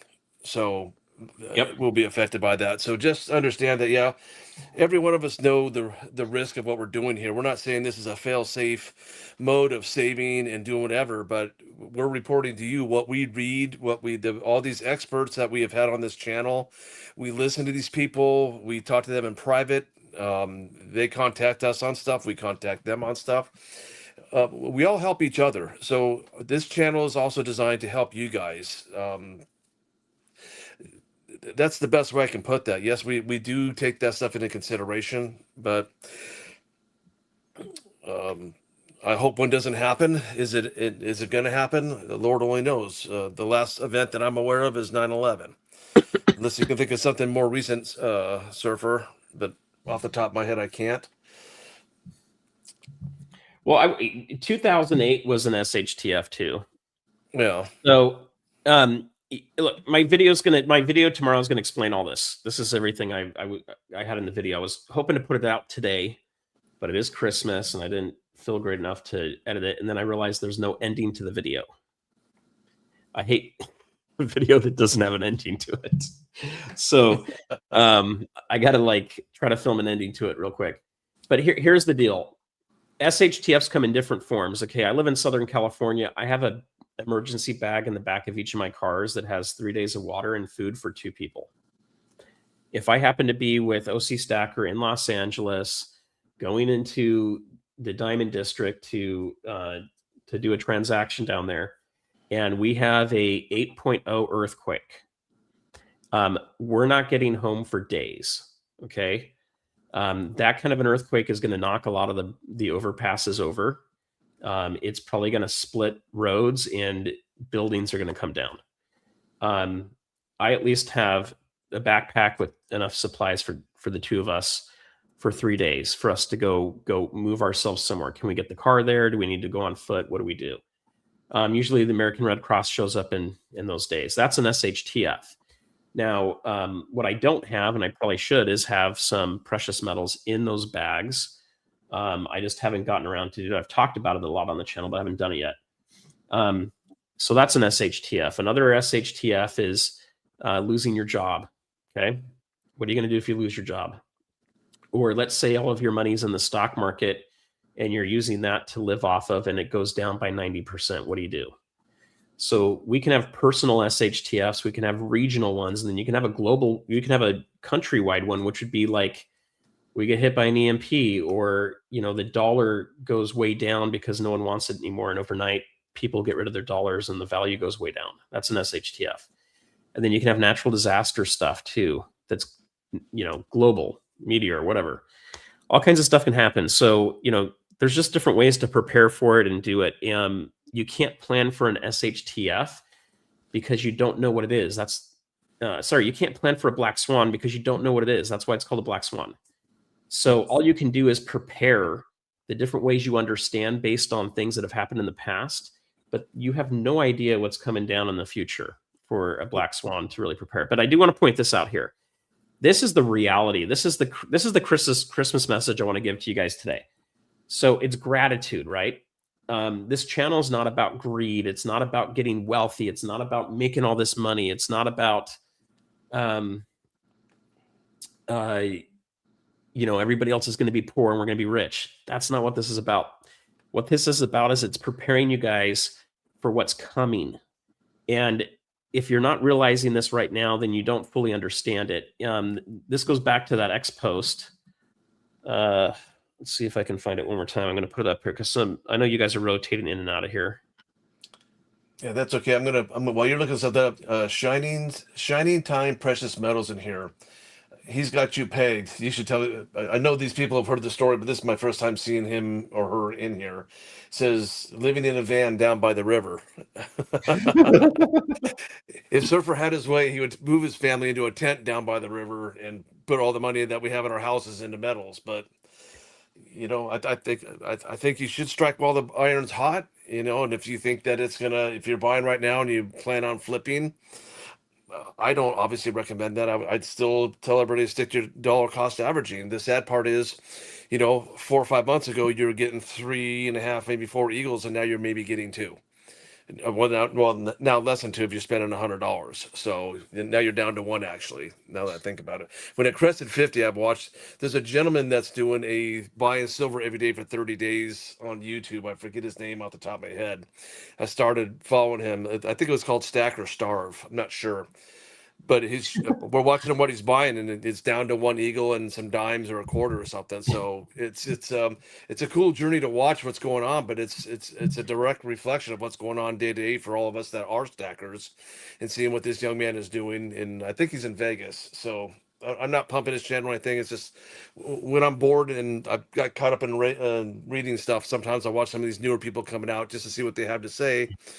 And if I think they're wrong, then I'll correct them politely. And if I think it's something new, I'll share it. So, well, okay. So to that point, though, OC. So I had a conversation with my wife about this today. I said, "Honey, silver is going nuts, and I've been telling you about it for a couple years." And I said, "Do you remember the price?" So I gave my kids 3 years ago. Each person got a 100-ounce silver bar for Christmas. Okay. Now, those go into the deep stack that goes into our vault offsite facility. Those are there for them to have a nest egg of silver to get started with. Okay. They didn't care about it. They don't understand it that well. They're in high school. It's like, what am I going to do with this silver bar anyway? And my girls could barely lift the thing. 100 ounces is pretty heavy. I think one of them dropped it on the floor pretty hard too. What I want, I think I picked him up at about $1,800. And so just in 3 years, from $1,800 to $7,500 for a 100-ounce bar. And depending on the bar itself, you probably, it's going to be pretty close to $8,000 to buy these things now. It's gone up. And today buying at this price is going to feel like that in a couple years. So what I wanted to point out here, we are in one of the cheapest times in all history. So if you look at this price of $744 silver, this isn't to pump it, okay? I don't know if we're going to hit that. It's maybe a little bit on the higher end of things, but the idea here is silver is way low compared to inflation adjusted money supply that's been increased. And so it's been completely manipulated. So if it adjusts to where it should be, it's going to be a lot higher. And then I want to bring up just this other thing here too. Silver could be the black swan. It is true. And so would that not be ironic if the black swan that you're preparing for, you helped cause? Yeah, exactly. Here, I'm gonna tag another question here. This Dean 6008, he's had some good points, but this one I want to read to you. We can Let me address find about. Let me read it through. It says, "Stacking Surfer, give us tips on what to do?" Question mark. And that says, if in the U.S. Does the same as China, where you cannot take your metal out of the country. My first question to you is, why are you leaving America to go to another country with your silver in your pocket? What's the purpose of that? And I don't think the U.S. is going to restrict you and tell you what to do with your precious metals. Last time I checked, China's a communist country, and we're the free Americans. So take that to heart. So to tell you what to do, we're not here to tell you what to do. We're talking about what we do, our hobbies, our passion, looking out for our families, looking out for our friends, trying to get silver into our friends' hands, people at our church, anybody that wants to talk about this stuff and understand it. That's what we're here for. At the end of the day, like I said, we're not here to pump. We're not here to do, we're not promoting anything that we do or sell or anything else. Do we get deals? Yes. Do we pass them on to you guys? Yes, we do. Are we pumping that? No. If you want to talk, then you have our emails. That's how we communicate. That's not what this channel is for. This is to help you guys, give you good advice. If you have questions, like I said, I try to catch a lot of this stuff that you guys say and I want to answer them, but when you have 700-800 people in a chat, it's hard to address every question. I'm trying to do my best, but Dean, you've given us quite a good points and you're making valid points, but it's totally valid. Yeah, and if you have questions like that, like I said, you don't have to address it with us on a live on a Christmas day when, for me, I haven't had a couple days to prepare for this. I've been, I kind of checked out of the metals business for a couple of days just to, focus with my wife and my kids. So, after dinner, I asked, "Are you guys cool if I go up and do something because there are, I mean, we are in what's a good terminology? We are in strange times, unique times. I mean, for some people, for people like me, as of yesterday was my 62nd birthday. Today is my official day on the clock of the government. I am now signed up and going to get my first Social Security check in 30 days. So my hunt is not necessarily over. For as far as stacking is concerned, I'll probably do this probably till the day I pass, only for the fact I love teaching. I love showing everybody I buy from jewelry, hard times, whatever's going on. I always try to encourage them to, okay, why don't you just liquidate what you have to and try to hang on as much as you can for as long as you can. I want to help people, we want to make sure that we're helping them out, not just chasing the dollar. I don't necessarily need to do that, but when we get good deals, we're going to try and find a way to figure that out and say, hey guys, we got this. But the sad part is that not all of you guys are in California where we can meet somewhere and do the deals. If we got shipping takes a chunk out of what we do. So, like I said, we're working on it. We don't have the exact solution yet, but understand at the end of the day, when Surfer comes up here, just because I'm not up here with them every time, but I'm behind the scenes and we still want to help you guys. And I'll come up here and I'll talk about what I've done. It doesn't mean that yours is the same journey. Yeah. But, well, in OC, just to kind of go from that too, it's not only that your journeys are different. You have different destinations that you're going to. Some of you guys are looking to have this be part of your retirement. Some of you are looking to have it be passed to your kids. Who was, I was talking to someone who was a big stacker and they're like, I don't have any kids. Like, I'm just going to end up selling all of it and retiring off of it. And that's okay too. But you got to understand where your journey is. Where are you going? What are you hoping to do with this stuff? Right. I look at my stack, and a lot of my stack is because it's a good investment to buy this stuff right now. And so I've gone beyond my goals of like SHTF, having some extra silver in case things go really bad, or even just having some gold to shore up things like my house or property tax. I've gone more heavy into it because I can't find other investments that are better. And so, some of my stack at some point, if I find a better investment like real estate, or if the stock market does better down the road, or I have a chance to put it into an investment like my own business or something, then, some of it's going to get moved into that. But to kind of answer this question here too, first off, it's already not very easy to move your metals out of the country. Okay. If you take them on an airplane, there's a good chance that it's going to get taken by customs in another country.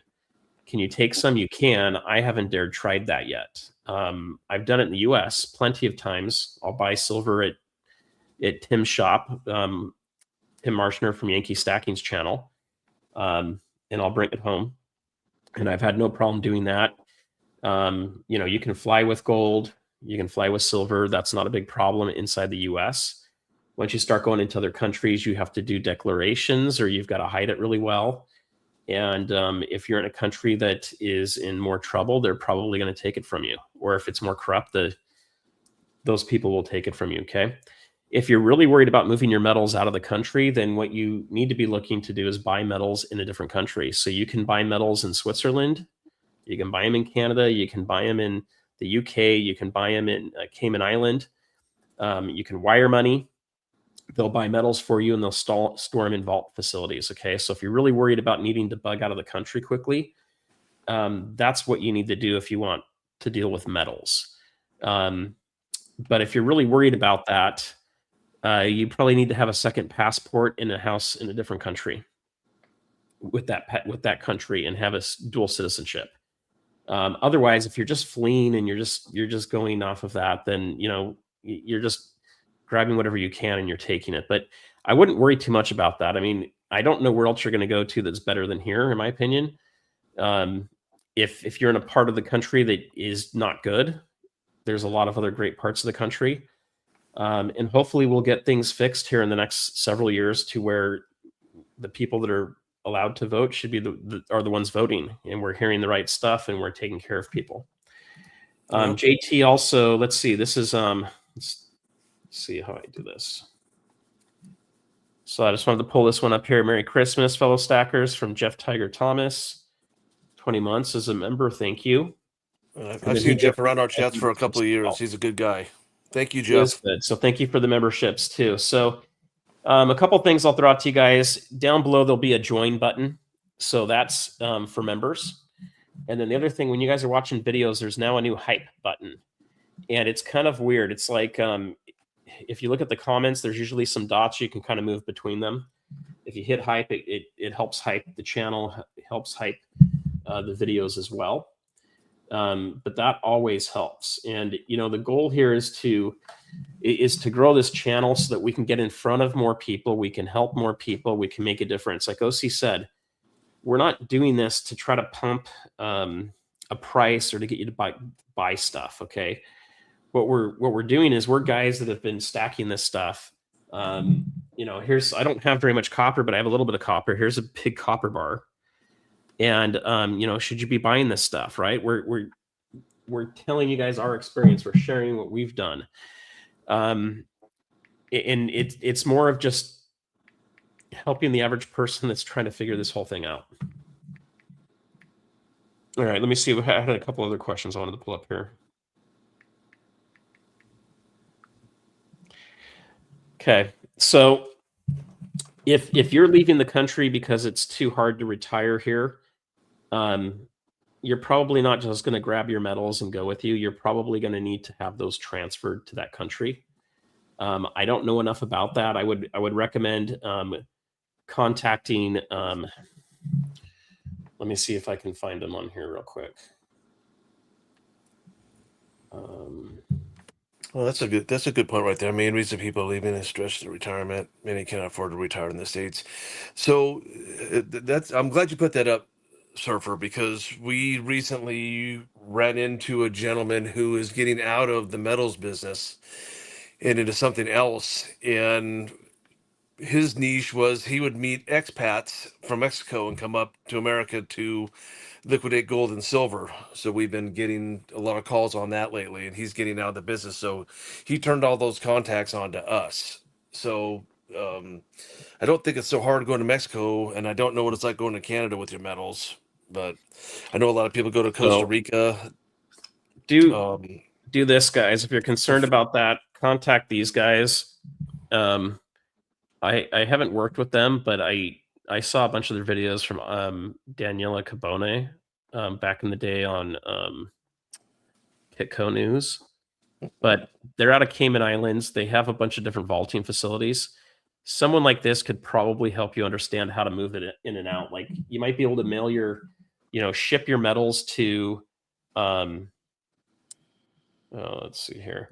You can probably ship your metals to Los Angeles or another city, and then they would help you get it out of the country. That's what I would try to do if you're concerned about that. But even more than that, if you're going into another country for retirement, you're probably going to have a visa, like I was saying. More than a visa, you'll probably have a second dual citizenship and a passport. So if you're doing that, then you want to do that, and you want to get your metals out that direction. You're not going to just be putting a bunch of cash in a backpack or a bunch of metals in a backpack and going on an airplane and trying to smuggle it out of the country. That's not going to work. If that's what you're thinking, you're trying to do, no, that's probably not going to work. I don't know if there will be any kind of an exit tax at some point or something like that happens. But you got to take all that into consideration as far as, where you're moving. I mean, the luxury we have here at the moment in Southern California is our homes are more expensive than a lot of other places. So we can sell our home and you can kind of retire just from selling your house and moving to other parts in the country. But if you're in another part of the country where it's not as expensive for housing, you don't have that luxury of being able to do that. And moving to another country could feel like that. It could make a difference for you guys. But yeah, it's a good point. I mean, it's something we'd have to do a lot more research into to understand. So, if you guys have interest in hearing and wanting to see this, send an email to stackingsurfer@gmail.com. Let me know what you'd like to see a video on. What would you like to learn about? We'll go find someone that's an expert, bring them on the channel, interview them. So, okay, here's another good one. OC, this is for both of us. So at what price will you start to sell some silver? I'm always selling and I'm always buying. Yeah. Is really the answer to give you guys. Like we do coin shows. I will find a friend that I've been talking to about silver for a long time, and they finally call me up and they're like, "Hey, can you help me get some silver?" I just had one do it yesterday. And I'll sell them some silver and I'll go buy some more silver. I'm still in accumulation phase, which means the ounces of silver continues to go up month by month, and the ounces of gold continues to go up month by month. The real decline in where I'm going to start contracting that isn't going to happen until I have something better to invest in. So that means like a self-storage facility or a commercial real estate project or a business I want to start. If I believe I can create more cash flow from that, then I would start selling. There's not a price. I don't want to go back into fiat dollars. So, when I hear a question like this, there's a couple things I'm thinking of. One is you're thinking as a trader or an investor, not as a stacker. A stacker just continues to accumulate and get a bigger pile of stuff. And a lot of stackers have no strategy after that. It's just like, I'm going to buy it and never sell it. Few people that have that mentality are heavy into the metals, meaning like more than 50% of their net worth. A lot of people are only 10 or 20% of the metals. So if they have to liquidate, they've got room. If you start getting heavy into like 80% of your wealth is coming in from precious metals, for example, you're probably going to be selling them at some point to move it into something else. And it's when you find that investment. But if you're asking, what price do you start selling at? Because we're going to have a decline and you want to make sure you maximize profitability. I don't know yet. That's going to be a number that is a couple years ahead of us here. So, the charts are going to get tighter and tighter as we get further in history. And so right now I'm looking at somewhere between $150 and $2,000 is where silver is going in the next 10 years. And that $2,000 would mean we get into massive hyperinflation. It would mean that there's so much demand for silver that people are unloading everything, including gold. And it probably means we're down to like single digit GSR, which is really hard for me to believe. I mean, an 8 GSR OC, if I woke up and saw that, I'd be freaking out. Yeah. So, and I can answer it my way. And then this is kind of a loaded question. I gave my age, and I'm still stacking because I enjoy it. I love it. It's I don't have to sell my stack to get by. But there's people in here that are probably maybe 20s, 30s, 40s that are still building their retirement fund. You shouldn't be selling. You should be controlling a 20 to 30% percent of your portfolio for your retirement in the physical. So, and you should take charge of that, like I did with my people, and my financial planners do the stocks and all that stuff, and I control the metals. So my exit strategy is there is no exit strategy. My particular deal is generational wealth. So that's why when it hits 55 to 1 on the gold to can't talk tonight.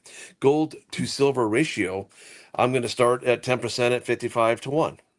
So, and I might do another 10% at 50 to 1. And if it goes below that, then great. If it You're doesn't in my swapping. lifetime. You're not really. Yeah, You're not going I'm to fiat. swapping. You're going to. Yeah, You're and I'm going and I'm going to metal go peer to peer because, and then this is who I will be swapping with. I will be swapping with the people that are the 20 and 30 and 40-year-olds that recognize that silver is still growing, and they can take and change it out without paying premiums. So that's one thing that we do to help you guys out, and obviously to help ourselves out. If I could go peer to peer, changing the silver for gold without neither one of us paying a premium, then wonderful. And so that's, if anything that you guys take away from this live tonight on Christmas Eve, not Christmas Eve, but Christmas Day evening, is find people in your community that you feel comfortable and trust, and see if they'll work with you on that, or if they say, hey, when it comes to time, that's not a bad idea. So this is just helpful information. Everybody's different. Some people are private. We probably have people here that nobody knows what they have ever. Nobody knows what I have. Well, Nor will they ever. I'm a stupid loudmouth, so I've got friends. They're like, hey, I bought some silver and gold. You told me to do that. And I'm like, oh, I did. I forgot it. So here, I'll answer everybody's question. Did everybody in my house today get silver in their stockings and gold? They absolutely did. No doubt. So the gift that keeps on giving. It's nothing more fun than putting something super heavy in a stocking. And they're like, what the heck? I did slabs this year. Slabs. Ooh. So someone got like the flowing hair gold coin slabbed, huh? No. I'm not going to break up that set. Okay. Well, let me hit this. So this is the second part of Eskimo's question. So I'll say a couple things about this. That's not a true statement. What do you mean? Well, you and I have done the math on Bitcoin to what silver's done, and well, it depends on when he bought it. So, how about we just take this year? Well, yes, but okay. So I'll show that in a second. But, so here's the deal. People that are buying Bitcoin, the first group of people that bought Bitcoin were really just screwing around with technology. The second group were people that were libertarians that wanted to get money out of the system. You're the big John McAfee fans, and they wanted to stick it to the man and have money outside of the system the world couldn't control, and the governments wouldn't get their hands on. Okay. And then you got a lot of people that came into the market that were more speculators that were willing to take a bet on things, right? So they may have put in, a couple $1,000 to $100,000. Maybe you had some really rich people that put $1 million in for a bet to see what would happen with it. It takes off, it gets adoption. In my opinion, it's lost most of its libertarian qualities to it. And the fact that BlackRock's in there, the fact that there's ETFs now, you can control Bitcoin through having a majority stake in the nodes, and also you can have a lot of influence from the miners. And you don't know how many companies BlackRock owns and controls and other governments. So to me, it's become very convoluted, and it's lost a lot of that. I don't think Bitcoin is going to do the kind of things that people think it's going to do in the long run. And I think right now is a time where it's telling for that. You're seeing Bitcoin not doing very well, and seeing with the cryptos, you're seeing the metals taking off. There's a lot of fear. So the time that Bitcoin does well and other cryptos does well is when we're coming out of a recession, and there's so much money printing that's going on that people want to speculate, and it's easy to just throw money at it and watch it go up. We're going into a different time right now. We're going into a time where people aren't sure if the cryptos are going to survive. The stock market's going to crash. Most everybody's waiting for the stock market to have a massive crash. That's like out there in the news. They're worried about AI taking a bunch of the jobs. That stuff, and there's a lot of wars and rumors of wars going on. That's the stuff that's causing the metals to go up, and it's causing the crypto stuff to go down. And the fact that silver's where it's at, I would be very surprised if we didn't have people selling Bitcoin and Ethereum and other cryptos to get into silver. But that's also a double-edged sword, OC, because if they're doing that, they're also people that as soon as they think it's going to go down, they'll pull right out. They're not stackers. Yeah. And they're not buying the physical, though. They're going to be buying the ETFs and maybe some of the mining stocks. Watch how quickly these Bitcoin folks, when the EMP strikes and they Houdini their platform Houdinis on them. Well, it can. So to me, there's a lot of risk with. So I don't fault anybody owning Bitcoin. I owned Bitcoin before I owned silver and gold, and my issue was that I couldn't figure out how to buy it when it was at 800. That's when I got introduced to it, 600, 800 bucks. I couldn't figure out how to buy it, and then I just got busy with life. And then I bought a bunch of it at 3,000, and then I had to sell it to put money down on my house. And I went back to buy some at 15,000, and I sold it at 22, getting ready to play it. It never came back down. So I don't have any massive problems with it. I don't think it's completely evil and satanic or anything like that. I just think it's something that you've got to buy at the right time.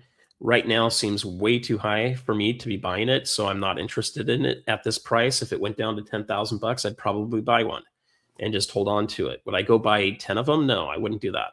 I'd put more of it into precious metals. I understand precious metals more. It's easier for me to deal with that, even though I'm a technology guy. I can control it. I can hold it. It's still kind of a pain in the butt to do hardware wallets and stuff with Bitcoin. And until Bitcoin's as easy to use as Apple Pay, it's never going to get the adoption that people expect it to get into the multi-millions of value. So I don't think it's a horrible asset. It's one that I choose not to put my money into right now.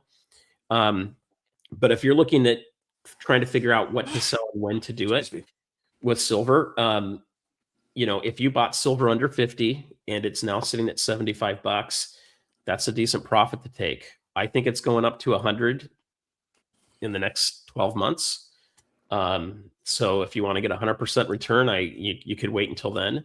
Will we have some corrections? Probably. We'll probably have a correction, at least one, if not two, next year that everybody freaks out about and feels like I'll have videos going out about, is it time to sell all your silver now?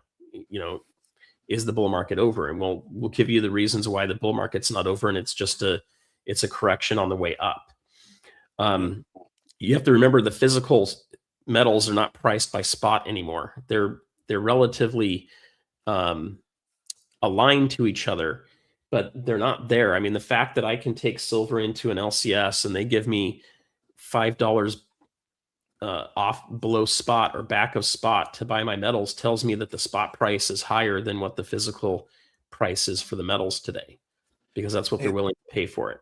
Let's jump to a silver question here. I've got insert name here 5577. Currently have a little over 160 ounces silver weight of 90%. When do you all think 90% value to wholesalers retail goes back up? We addressed that early, but the short answer is once the refiners open back up and they start buying from the LCSs and everybody else, Therefore, they're going to be paying the current rate for what the value of that 90% coin is, which means the LCS will pay you more, which means you'll get more for your money. So right now, like I said, if you don't have to sell it, don't. You know, it's if you're in this for the long haul. I talk to people that have stocks and watch the stock market every day. I said, but you watch every day is not going to change anything, and you see it dip and go up every day. Metals are no different. So if you're 30 years old and you've got another 30 years, do you even worry about it? What do you care? When to sell it? If you're hanging on to it for the long haul, like I said, I've been buying this since 1970. So I've been doing this for a minute and I'm reaping the rewards, obviously. But even though it's at the numbers all-time highs, am I selling? No, I'm still buying. So, just all I can say with that question is, just maybe you may not watch the market every day. This isn't your first concern. I'm retired. This is my hobby, and I enjoy doing it. So I deep dive into it more than others. This is why you come to this channel and you get to hear from the people that Surfer gets on these channels. I'll come on from time to time and we'll talk about what's going on. But, we're always going to be honest with you and tell you what we read. Are we always 100% right? Well, today I'm right. And tomorrow, if it dips tomorrow, we say it's still going up and it goes down 20%, then we're proven wrong. But you have to go off what we do, which is rely on research. A big thing I say in life is consider the source. Who are you listening to that you think is telling you the right things to do? So all I can tell you is what in my position and what you're at right now and answer that question, my advice to you is if you don't have to sell it, then don't. Wait till the market's back up, wait till they offer more for your 90%. But to the people that are stacking and still buying, here's my advice. Go get that discounted dipped 90% if you can find it. Surfer was asking me what a That's what we're couple weeks doing. ago. Yeah, Monot Coins had they were retail selling on their website what $5, $6, $7 back a melt on 90%. Why would It you was not four, buy it that was if you're it was buying? 450 back, and I Yeah, called them 30 minutes before they closed their shop, and I felt bad because the store was full of people, and so I told him I'd get back to him, and he said I could text him. And the cool thing is they watch the channel, so if you guys are watching, shout out to you guys. And anyway, I couldn't call him back. Thanksgiving got really crazy with family coming in town and everything else. By the time I texted him back, it was gone. And it's okay. I ended up buying some other silver. They sold the silver they needed to sell. Everybody was good and happy, and we'll find more stuff. But one thing I do want to address on here is 90% silver skyrockets when there's many black swans, when there's little SHTFs, and when there's fear in the market. So if we have something that happens like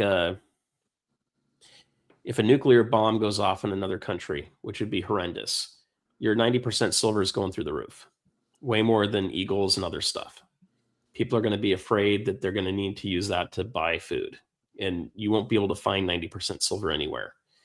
I'm trying to think what happened a few years back. I guess it was the beginning of the war in the Middle East, as well as the Russia-Ukraine war. When both of those started, 90% silver went through the roof. That's what people wanted.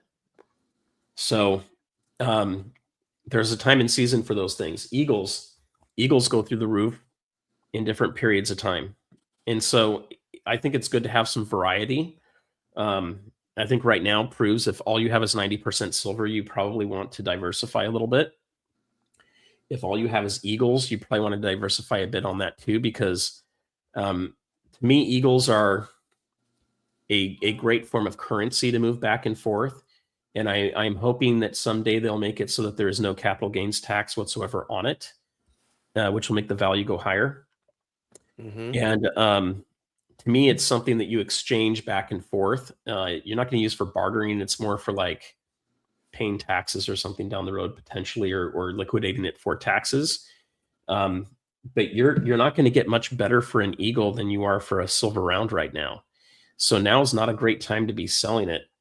The demand will go higher, right? There's not enough people in the market trying to buy silver physically for the premiums to be higher than the spot price. So there's more demand for paper silver right now than there is for physical silver. That's why you're seeing the spot price higher. And that's why you'll know the difference, guys, when there's more physical demand. The LCS is going to be paying you $5 over spot for your Silver Eagles, and they might be selling them $25 over spot. Hey, let's do this real quick. My family's chomping at the bit here, so Yep. let's stay until for 10 more minutes. Let's do this. If anybody has a question for us, put them in all caps for us so I can try to get to them as quick as I can. Okay, so I'm going to show something too while we do that, guys. So go ahead and put that in. Well, yeah, I'm watching I think deplorable Kahlua K4 is Kenji, and if so, Kenji, you're a smart guy, brother. I've heard you speak on several channels. Without getting ridiculous, let's get realistic on what you want to ask us or make your point about, and we'll address it because, like I said, we're not saying we're the end all uh, in this marketplace, but we're here to help. We're not here to challenge or say that we're smarter or better than anybody. We're here to just to give our opinion on what's going on and talk to you guys about it. And if you guys have good questions for us, we would like to answer them. And if Yeah, we don't totally. have the answer, we will tell you that, hey, you know what? For me, man, I do a lot of research, so we don't always have the answer. And I've been away from the computer for 4 days, so I can't tell you what's been going on. I mean, obviously, I get notifications, but I'm with my family. They're the reason I do what I do. So I'm not going to do this while I'm with them. I do it when they're at work, and I'm here holding down the fort. I agree. So here's one thing I just want to share with you guys real quick, and this is more of just an appreciation and thanks. And let me just throw this out here real quick. So, Well, here I'm seeing one already. How much silver to retire? Well, here I want to show this real quick first. Okay, go ahead. I just want to thank you guys. Look, I can't do this stuff without you guys, and it's fun to do these channels. So this is I've got a bunch of competing channels on here. It doesn't mean that I don't really see any of these channels as competitors. They're just other channels that I benchmark myself around to understand how things are going. But I just want to throw it out here. In the last 30 days, out of all the channels I can have like 20 of these that I'm watching. This channel has had the most view growth against itself, right? So I only compare myself to myself, but we're up 23% this month, the last 30 days than we normally have. And that's beating out all these other big channels here on their growth percentages, which is to be expected. We're a smaller channel. But I want to thank you guys for that. And then even on subscribers, we're also in the top spot as well for fastest growing. In this, well, so like I said, there's a lot of people that have these questions, and I'm glad. I just want to hit this one: how much silver to retire? Yep. It is so. Hang on. It is. I have my quick point because that's a great question. That is the kind of question you put into an email and you send to us. That's a private conversation if you want to disclose where you're at in life. Do you own a house? Do you rent? Do you have rental properties and have passive income? Are you retired? Are you 20 years old and trying to build a life? There are so many answers to that question that it would be impossible for us to answer that for everybody in this chat. That would require a one-on-one, so to speak. So it's a great question. Everybody has their opinions and ideas. Servers and I are fairly matched for the most part. We're in different places. But like I said, we want to answer that. But that's an email question, and that's something that we would address with you on a private level because, like I said, we don't know if you're in a van down by the river or what your situation is. I don't know if you're married, you're single, do you have one kid, 8 kids. There are so many variables, folks, that just doing this hobby and doing this and collecting this and buying this, you're moving in the right direction. What's the right answer? What you can afford? What's your disposable income that you can invest with this with the best way you can? That's all we're saying here. We're not telling you to jump in. We're not telling you to sell your house or your car to buy metals and hope you make it. That's not what we're here for. We're not going to tell you ever to do that. We're going to tell you to do what makes you comfortable and you're happy, and you can set your own goals. I've seen people that want to get, an ounce a month. I've seen people that want to get a tube a month. I've seen people that want to get 100 ounces a month.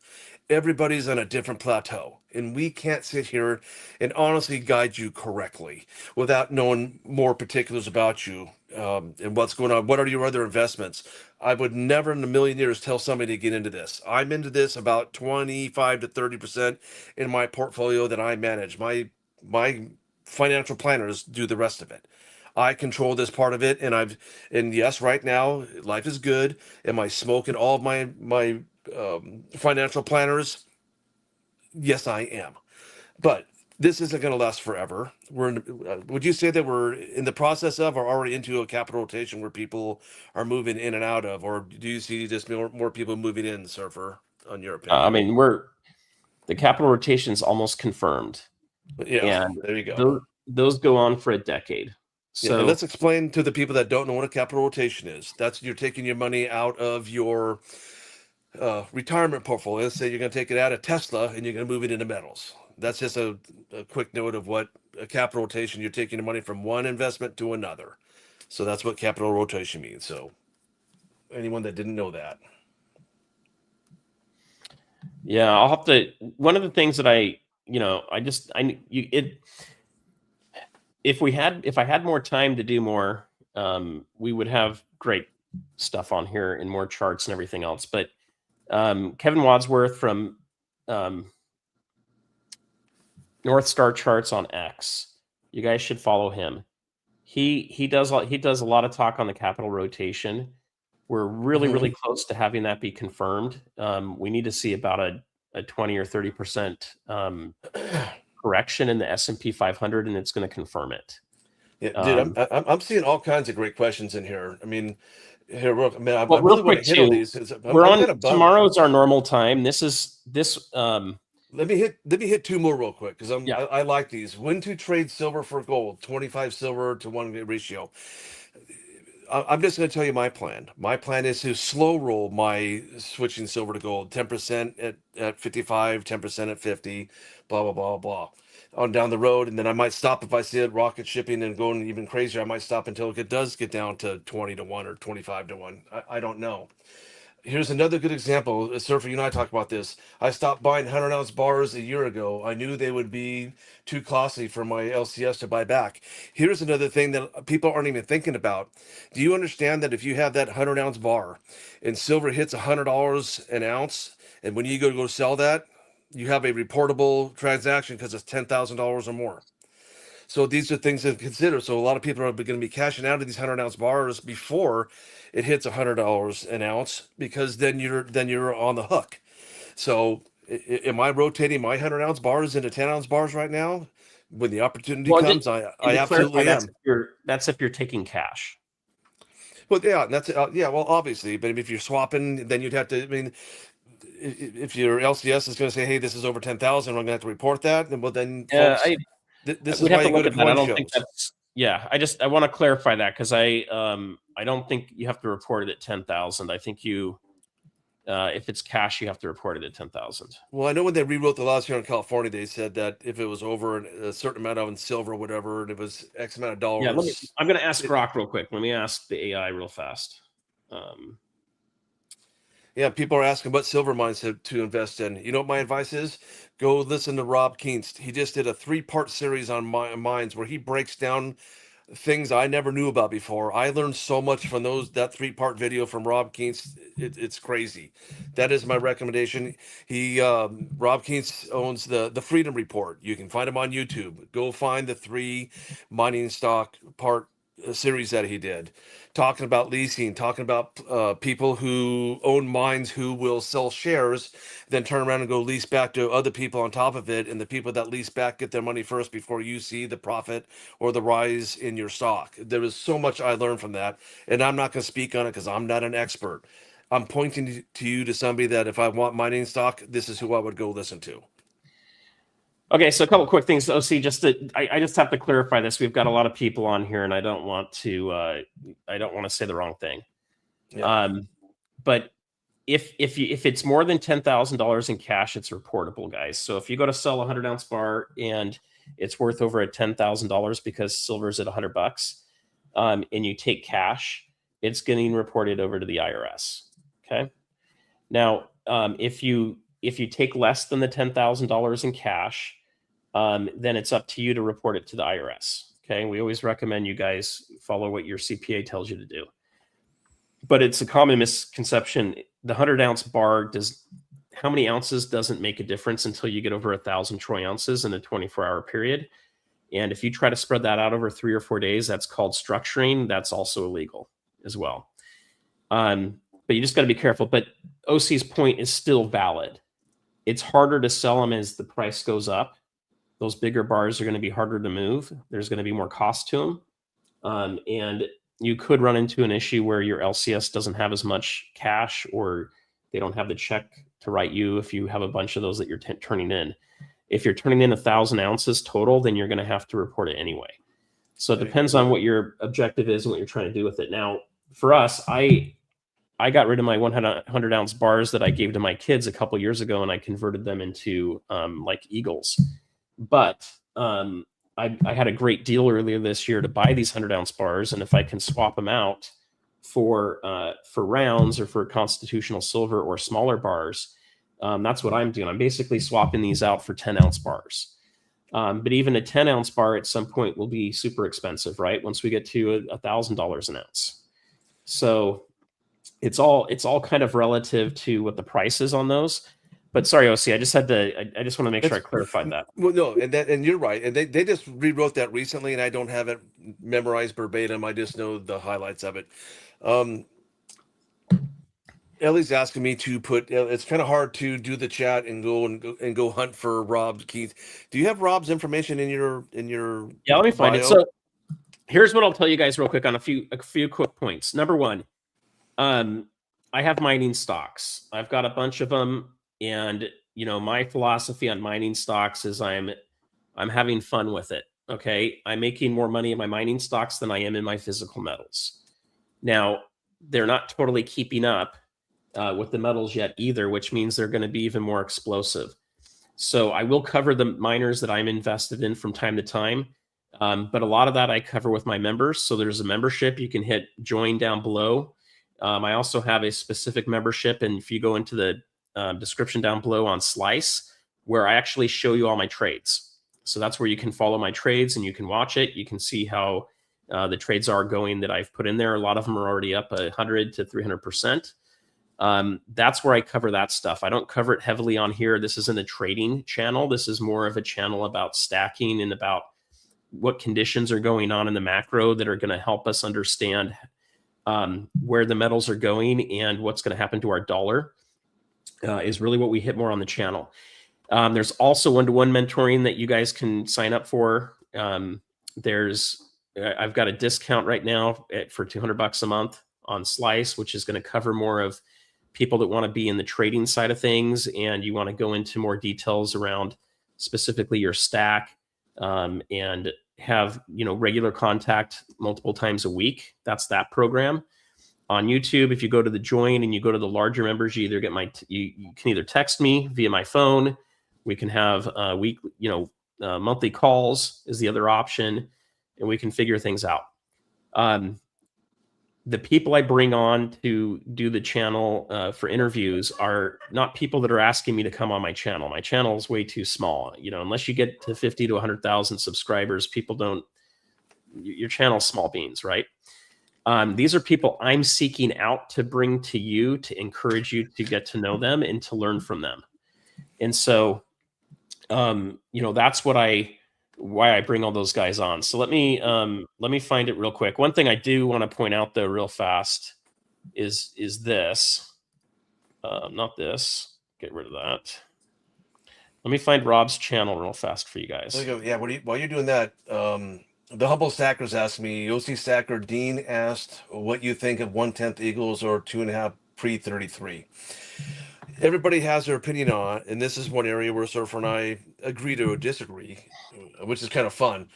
I would say 1/10 Eagles. I think Surfer would too, but Surfer also likes pre-33 as well. So is there one better than the other in that scenario? I think both are equal in my book. What are your thoughts between 1/10 Gold Eagles and 2.5 pesos? The only difference is the 2.5 pesos is a foreign sovereign coin.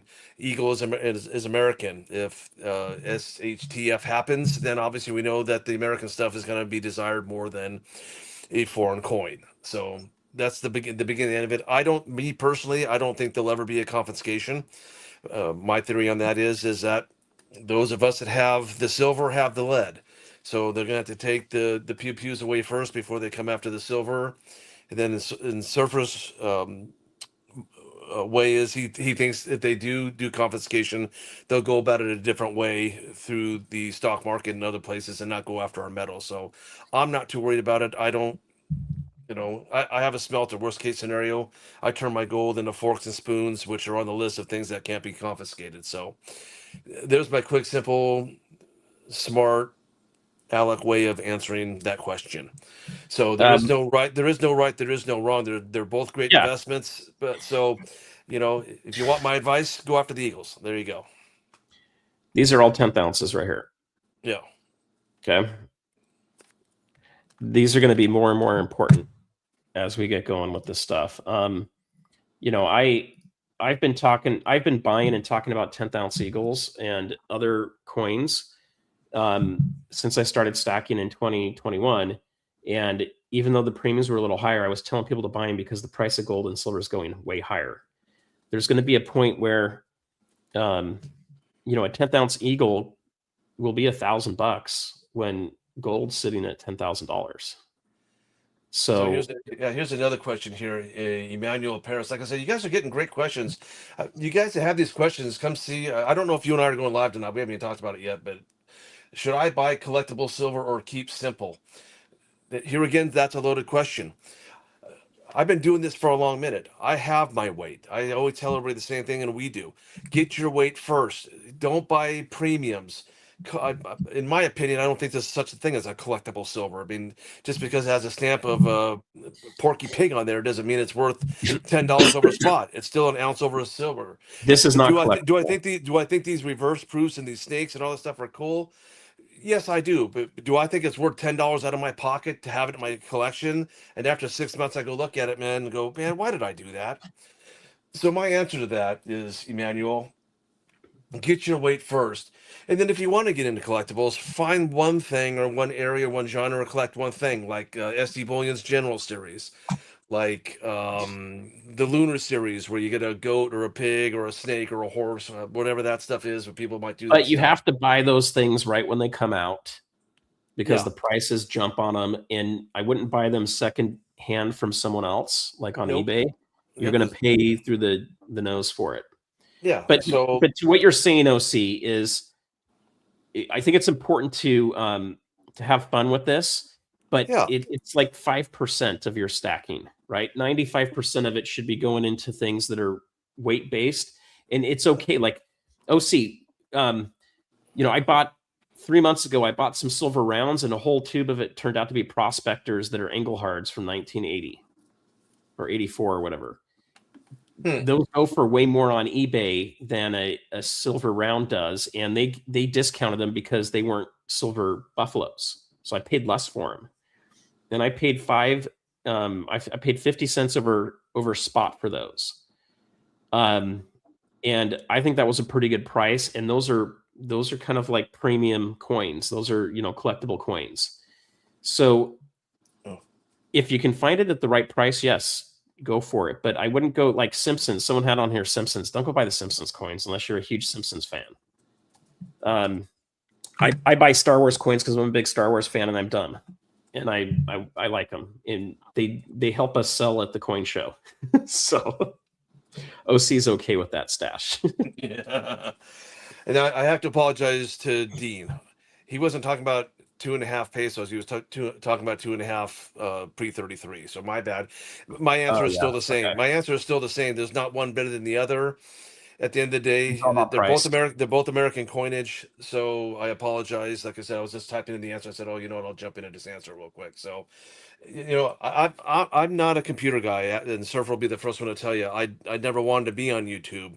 He thought when we first met that I wanted to be a YouTuber. I do not. I Um, force him to get on here. yeah, he does, and I'm happy to talk about it. I'm happy to share my experiences, and I'm happy to share my opinion.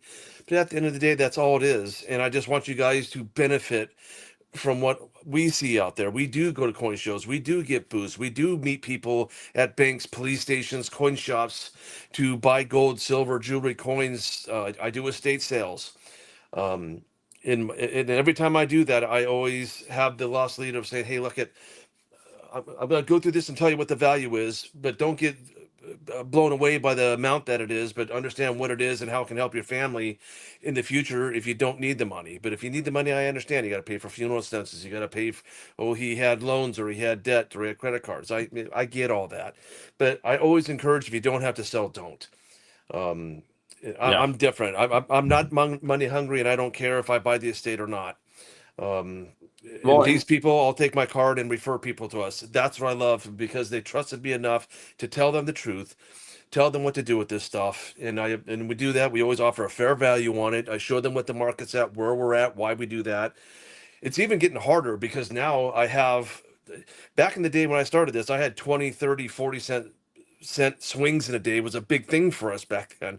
Now it's two, mhm. three, $4, $5 in swings in silver. It's changing the way how we do business because I'm afraid to go give an estimate. If silver's at 75 today and I go do an estate tomorrow and I say, okay, it's worth 75, I'm going to pay you a couple points back on maybe do 72, 73, somewhere there, 2, 3 back. And if the market drops down, then I lose. And people at the time when they, just like all of us, we want to get the best bang for their buck, but we don't care about the person that sold it. You have to kind of think about that now because you're going to bury your LCS if you go in there at $75 an ounce tomorrow and flood his market, take all his cash. And if his market crashes and goes away down to 60, 50, 40, you're not going to have an LCS to go visit, folks. So these are all things that, with age comes wisdom. And these are things that Surfer and I talk about all the time, the what if and what for, and how do we talk smart, logical ways to the people that come here to listen to us. And that's, in a nutshell, these are all the things we process before I ever open my mouth and talk to you guys. Sometimes I slip up a little bit. I get excited about it. I talk fast. I stutter. But I love this, and I care about everybody that's in here that's given us the time to listen to what you and I have to say about this phenomenal product that is going to help us with retirement and help our families after we're gone. All right, I'm off my soapbox. So here's what I'll kind of thank you for that, OC. Here's where I'll kind of end things for us guys on just a couple notes. One, I was talking to Bald Guy Money on X the other day. He won't go on any channels. I guess he's been on one channel to help a friend out. He won't come on. He gave me advice. He said either, be an analyst channel or be an interview channel. I'm finding a lot more success in getting my message out there to help more people by doing more interviews. I don't have the time to dig in to be an analyst right now. I'm a very analytical person. I've got a master's that went heavy into stats, and I like to study a lot of the data and what's going on. What I'm trying to do, because of my limited amount of time, is bring experts on here to share with you guys so we can start to put the puzzle pieces together to see where things are going. And then I'll share my commentary on Fridays when I do my live stream. So tomorrow evening at 6 my time and Pacific time, 9 o'clock Eastern, we'll be doing another live stream. We will be doing some silver giveaways because we've blown away the 100 thumbs up for this video, for this live and some of the other videos we did this last week. And then I will be giving out a 10th ounce gold Toro on New Year's. So look for the New Year's live stream coming up. And I don't know who we'll have on that one yet, but that'll be fun. We'll be giving this guy away. He's like disappearing. And by the way, when I bought these, I bought these for less than a gold eagle, and they're more valuable than a gold eagle because they're more rare and you can't really find them. If you buy things right, you can buy the fun collectible stuff and not worry about it. But don't go paying crazy premiums for that stuff. It's not worth it. It's the same thing with silver eagles. If you're going to go buy silver eagles, try to buy them at the same price as you're going to buy rounds at. Now, you might be asking me, how in the world can you do that? Well, it takes time to get there. And in the meantime, it's okay to go to a normal store and buy this stuff. Like, I still recommend Andy Schectman, info at milesfranklin.com. I'll put this up for him real quick. Let him know Stacking Surfer sent him. There's a small referral fee that comes to the channel to help us out. It's It's not even enough to pay for my like software that I run every month, but a little bit can kind of help. But Hey, quick question about your giveaway. yeah, Greg Olson's asking, is that open to subs or only members? And I'm pretty no, sure that's you're for doing subs. it's just for people who subscribe to you. Yeah, that's for Yeah. the 17,000 people that have subscribed. Yep. Yep. Now we'll do from time to time. We'll be doing member only. Like we'll probably do some kind of a silver giveaway every month for members. That's something I'm working on starting to do now. I just need to get enough people coming to the member only stream. So tomorrow, it's going to be an hour-long stream from 6 to 7 Pacific, and then from 7 to 8, it's going to be for the members only. And that's where you guys can come in and ask a lot of these questions that you want to get answered. If people are up for it and I get enough emails, we can turn it into a Zoom call so that you guys can talk to me about it instead of typing it all in. But we don't have so many people in here that it's going through all of that we can hit it. The other thing I was going to throw up, but it looks like it disappeared on me. Rick Rules Conference. I don't know enough about it. So if you added that, send me an email and I can look into it. It just depends on when it's happening in July. Here it was. So it was Rusty. So Rusty and Rita, if you've got information on Rick Rules Conference, I'd love to go there. I'd love to go meet Rick Rule and have him come on.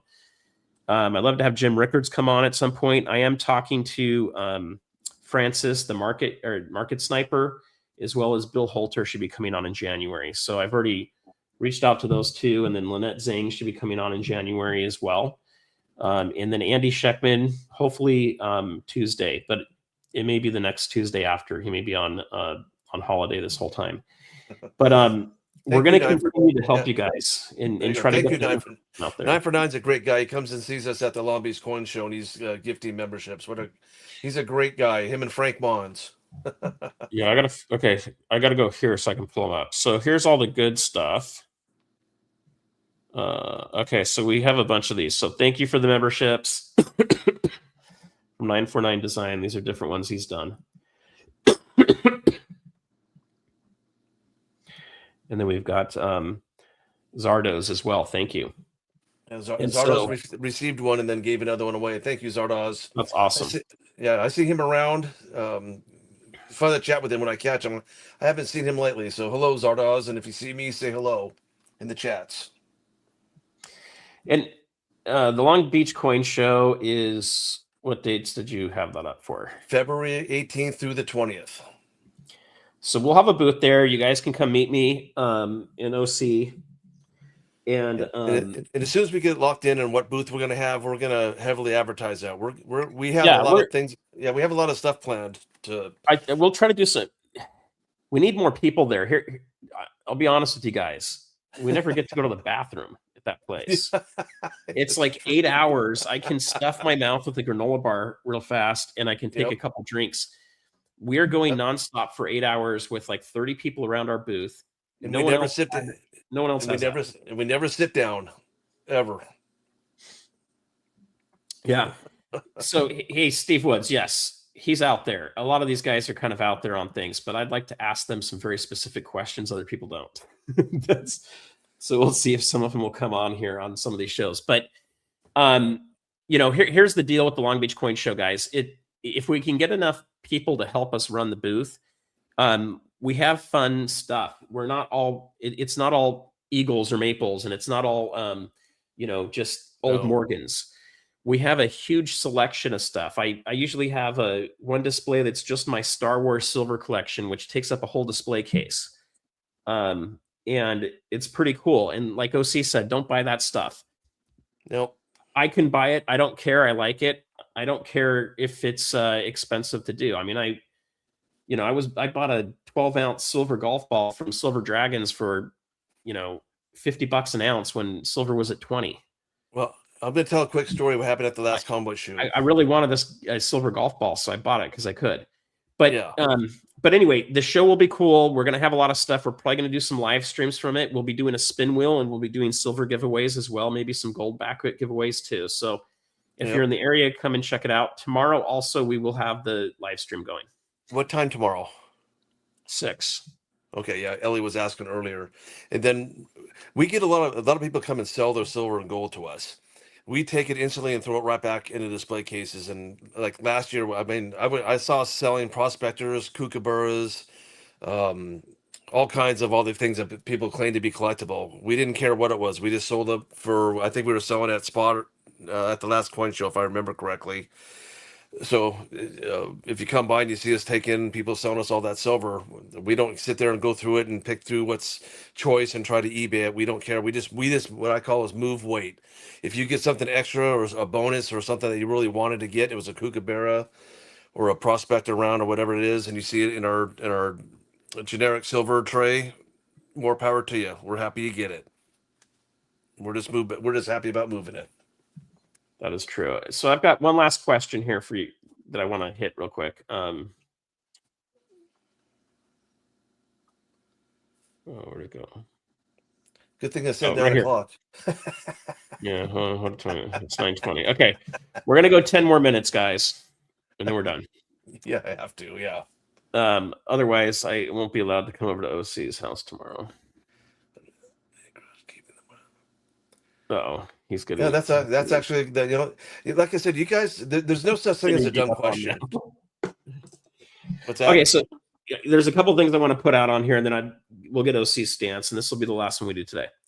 And tomorrow's only an hour long, and then we'll do an hour for the members, up to an hour. Maybe it'll only be 30 minutes. But there's a couple reasons. One, when silver goes high, it's a bad look for the currency.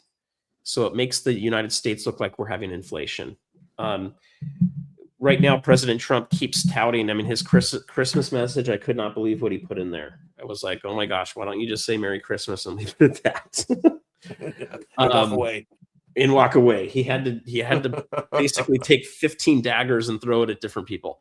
But the thing is he said there's zero inflation. That's bullcrap. There's totally inflation. I just went to one of my restaurants I like to go to, and they're little street tacos that I need 3 of them just to feel like I've had a lunch. They've just upped them to $6 each. Okay. That's expensive. I'm not paying $18 for lunch to eat 3 tacos. So that place is now off the menu except for on Taco Tuesday. There is inflation. It's still happening. It's one of the big taco places people like to come to down here, Sancho's Taco. So, but they just jacked their price way up. Those things were $2.50 in 2020, and they're now $6 a taco. Oh, I remember dollar. I remember dollar tacos. Taco Tuesdays back in the day. But on Taco Tuesday, they probably take their price. They'll probably go in half. It'll probably be like a $3 taco. But anyway, there's inflation still. If the bankers do not suppress the price of silver, and the price of silver just skyrockets, then it is a very clear signal to everybody in the world that inflation's out of control. Okay, because they're going to ask questions. They're going to try to figure out why is that happening, what's going on. So that's one reason they've got to keep it down. Another reason is the bankers have a lot of customers like Tesla and other companies that want them to keep the price of silver down so that they can go and buy it to use it in industry.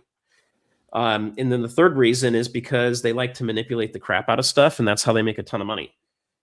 They've all, JP Morgan Chase has been fined for it in the past, and they got fined over $1 billion for it, but they had made billions and billions of dollars over it. So it was basically just a cost of doing business.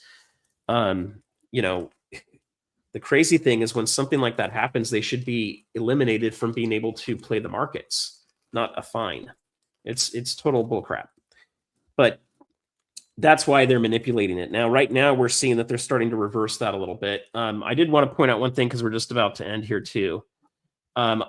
If you look back here on October 5th, except that it doesn't say that, it just says 2 months ago, my video here that basically says, get ready for $75 silver. I'm not a prophet. I said it would probably happen within weeks to a couple months. I have to put a question mark in things like this because the amount of questions you get from people saying that you're clickbaiting them, it just gets too stupid to deal with. And then it's very annoying to have someone calling you ugly all the time, so to speak. And it's just like, okay, you got to do this. I've been buying like crazy the last 3 or 4 months and telling you guys that I'm doing that because I can see that we're going a lot higher.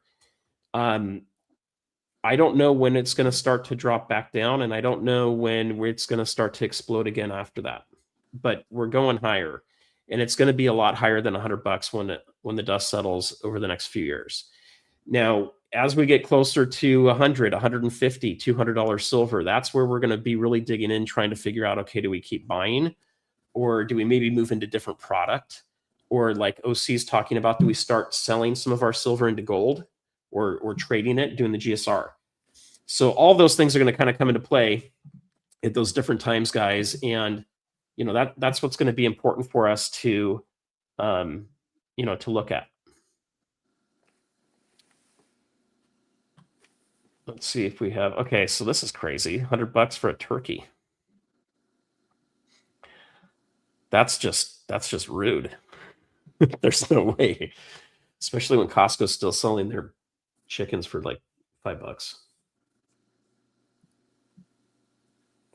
We can do a quick shout out to Rob, R2S. He just got home from Christmas dinner. What did he miss? There you go. You missed so much. Go back and watch it. Yeah, yeah. If you're free tonight, watch it after we're done here. But we're about ready to wrap it up. But I just want to say thank you all of you for supporting the channel and taking the time to listen to us. Like I said, we're I certainly don't consider myself any kind of expert in any kind of one field, but I've been doing silver and gold since 1970, so I do have a little inside knowledge and care about it and want to see you all prosper from investing in this and don't get bit. So we're just here to help you. And like I said, you have our emails.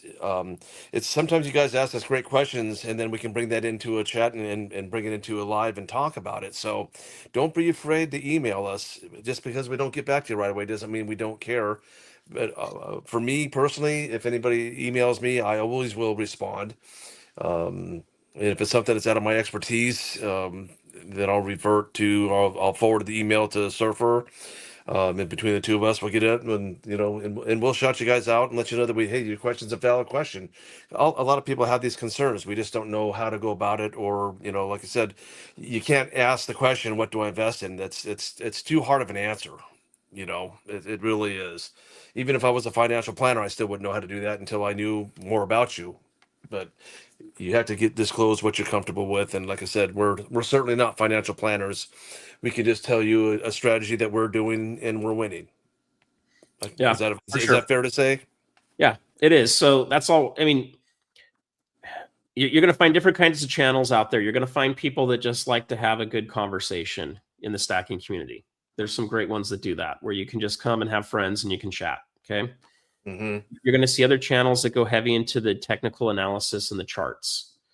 You're going to see that go heavy into like professional, on a more professional side, where they're wearing collars and shirts all the time, and they're a little bit more on the finance side of things. You're going to see other channels that get into a certain kind of stacking, right? All of that. With this one, we kind of do a lot of different things, so we share a lot of those different things. Like OC mentioned earlier, he doesn't ever see a confiscation happening. I don't see why we would not have one, but I don't see it like what happened in the past. He had mentioned it. I see it as more of a taxation. And if they're coming for the gold and silver, they're coming for your Bitcoin first. And yes, they can take your Bitcoin. It doesn't matter if it's in a hardware wallet. And if you don't think they can, then you don't understand Bitcoin. You haven't studied it enough hours. They can come for all of that stuff. And they can take the off-ramps off, and they can force you to disclose that you own a wallet. And they can see stuff from you. So if we have a confiscation again, it's going to be because we're in deep doo-doo and we need the money, and they're going to come after things like 401ks, stock accounts, checking accounts, all that kind of crap. I don't think we're going to get that bad, but my thought is if they've done it before, they probably will try to do it again if they get desperate enough. But with that said, I don't go only plan for that. I've got a lot of bullion. I've got a lot of other stuff, and I have, some pre-33. So I'm also not a channel that's selling pre-33 and trying to freak you guys out saying, hey, that's what you have to have because everything else is going away. That's not the case. So you'll see it in my video tomorrow too. I'm like a hedge stacker. I like to stack 10 different ways for different reasons and spread it out. Some of those are thicker and deeper. So like my weight stack is the biggest one because at the end of the day, I do think it's going to mostly come down to the weight of stuff. But it's good to have a few other things. But anyway, OC, thank you for coming on. Everybody, thank you for watching. Tomorrow at 6. And if you guys join the membership, we'll be doing that an hour after that where you can ask more questions. Anyway, we'll be talking about a little bit more about what goes on the market tomorrow. I mean, maybe we'll have a drop, but I think we're probably going to see it above 75 by the time the show comes on tomorrow and it closes. And Merry Christmas, Happy Holidays to everybody. Happy Hanukkah if you're Jewish. And if you celebrate something else I don't know, that's the Happy Holidays. And it's a time of giving. It's a time for you guys to share this with other people, share the channel, share the ideas, share the thoughts with them. Help them be able to have some sovereignty to them. I saw one last question here. It was more of a comment. It just said, cash is king. Cash is king, guys. It really is. However, if you have been in cash this whole time and instead of silver, you just missed out on 150% gain. Yep. And so if you were sitting your cash in a CD making 4 or 3.5% at the bank, you lost huge. It's going to take you years and years and years, decades actually, to make up that return you could have made in silver right now. Cash is king is a saying I had 10 years ago when I was in the car business and had my car dealership. Yeah. The more money I had, the more I could buy cars, the more I could flip, the more I could make. So cash flow is more boom than cash itself. But anyway. All right, everybody. Merry Christmas. Thank you. Good night. We'll see you soon.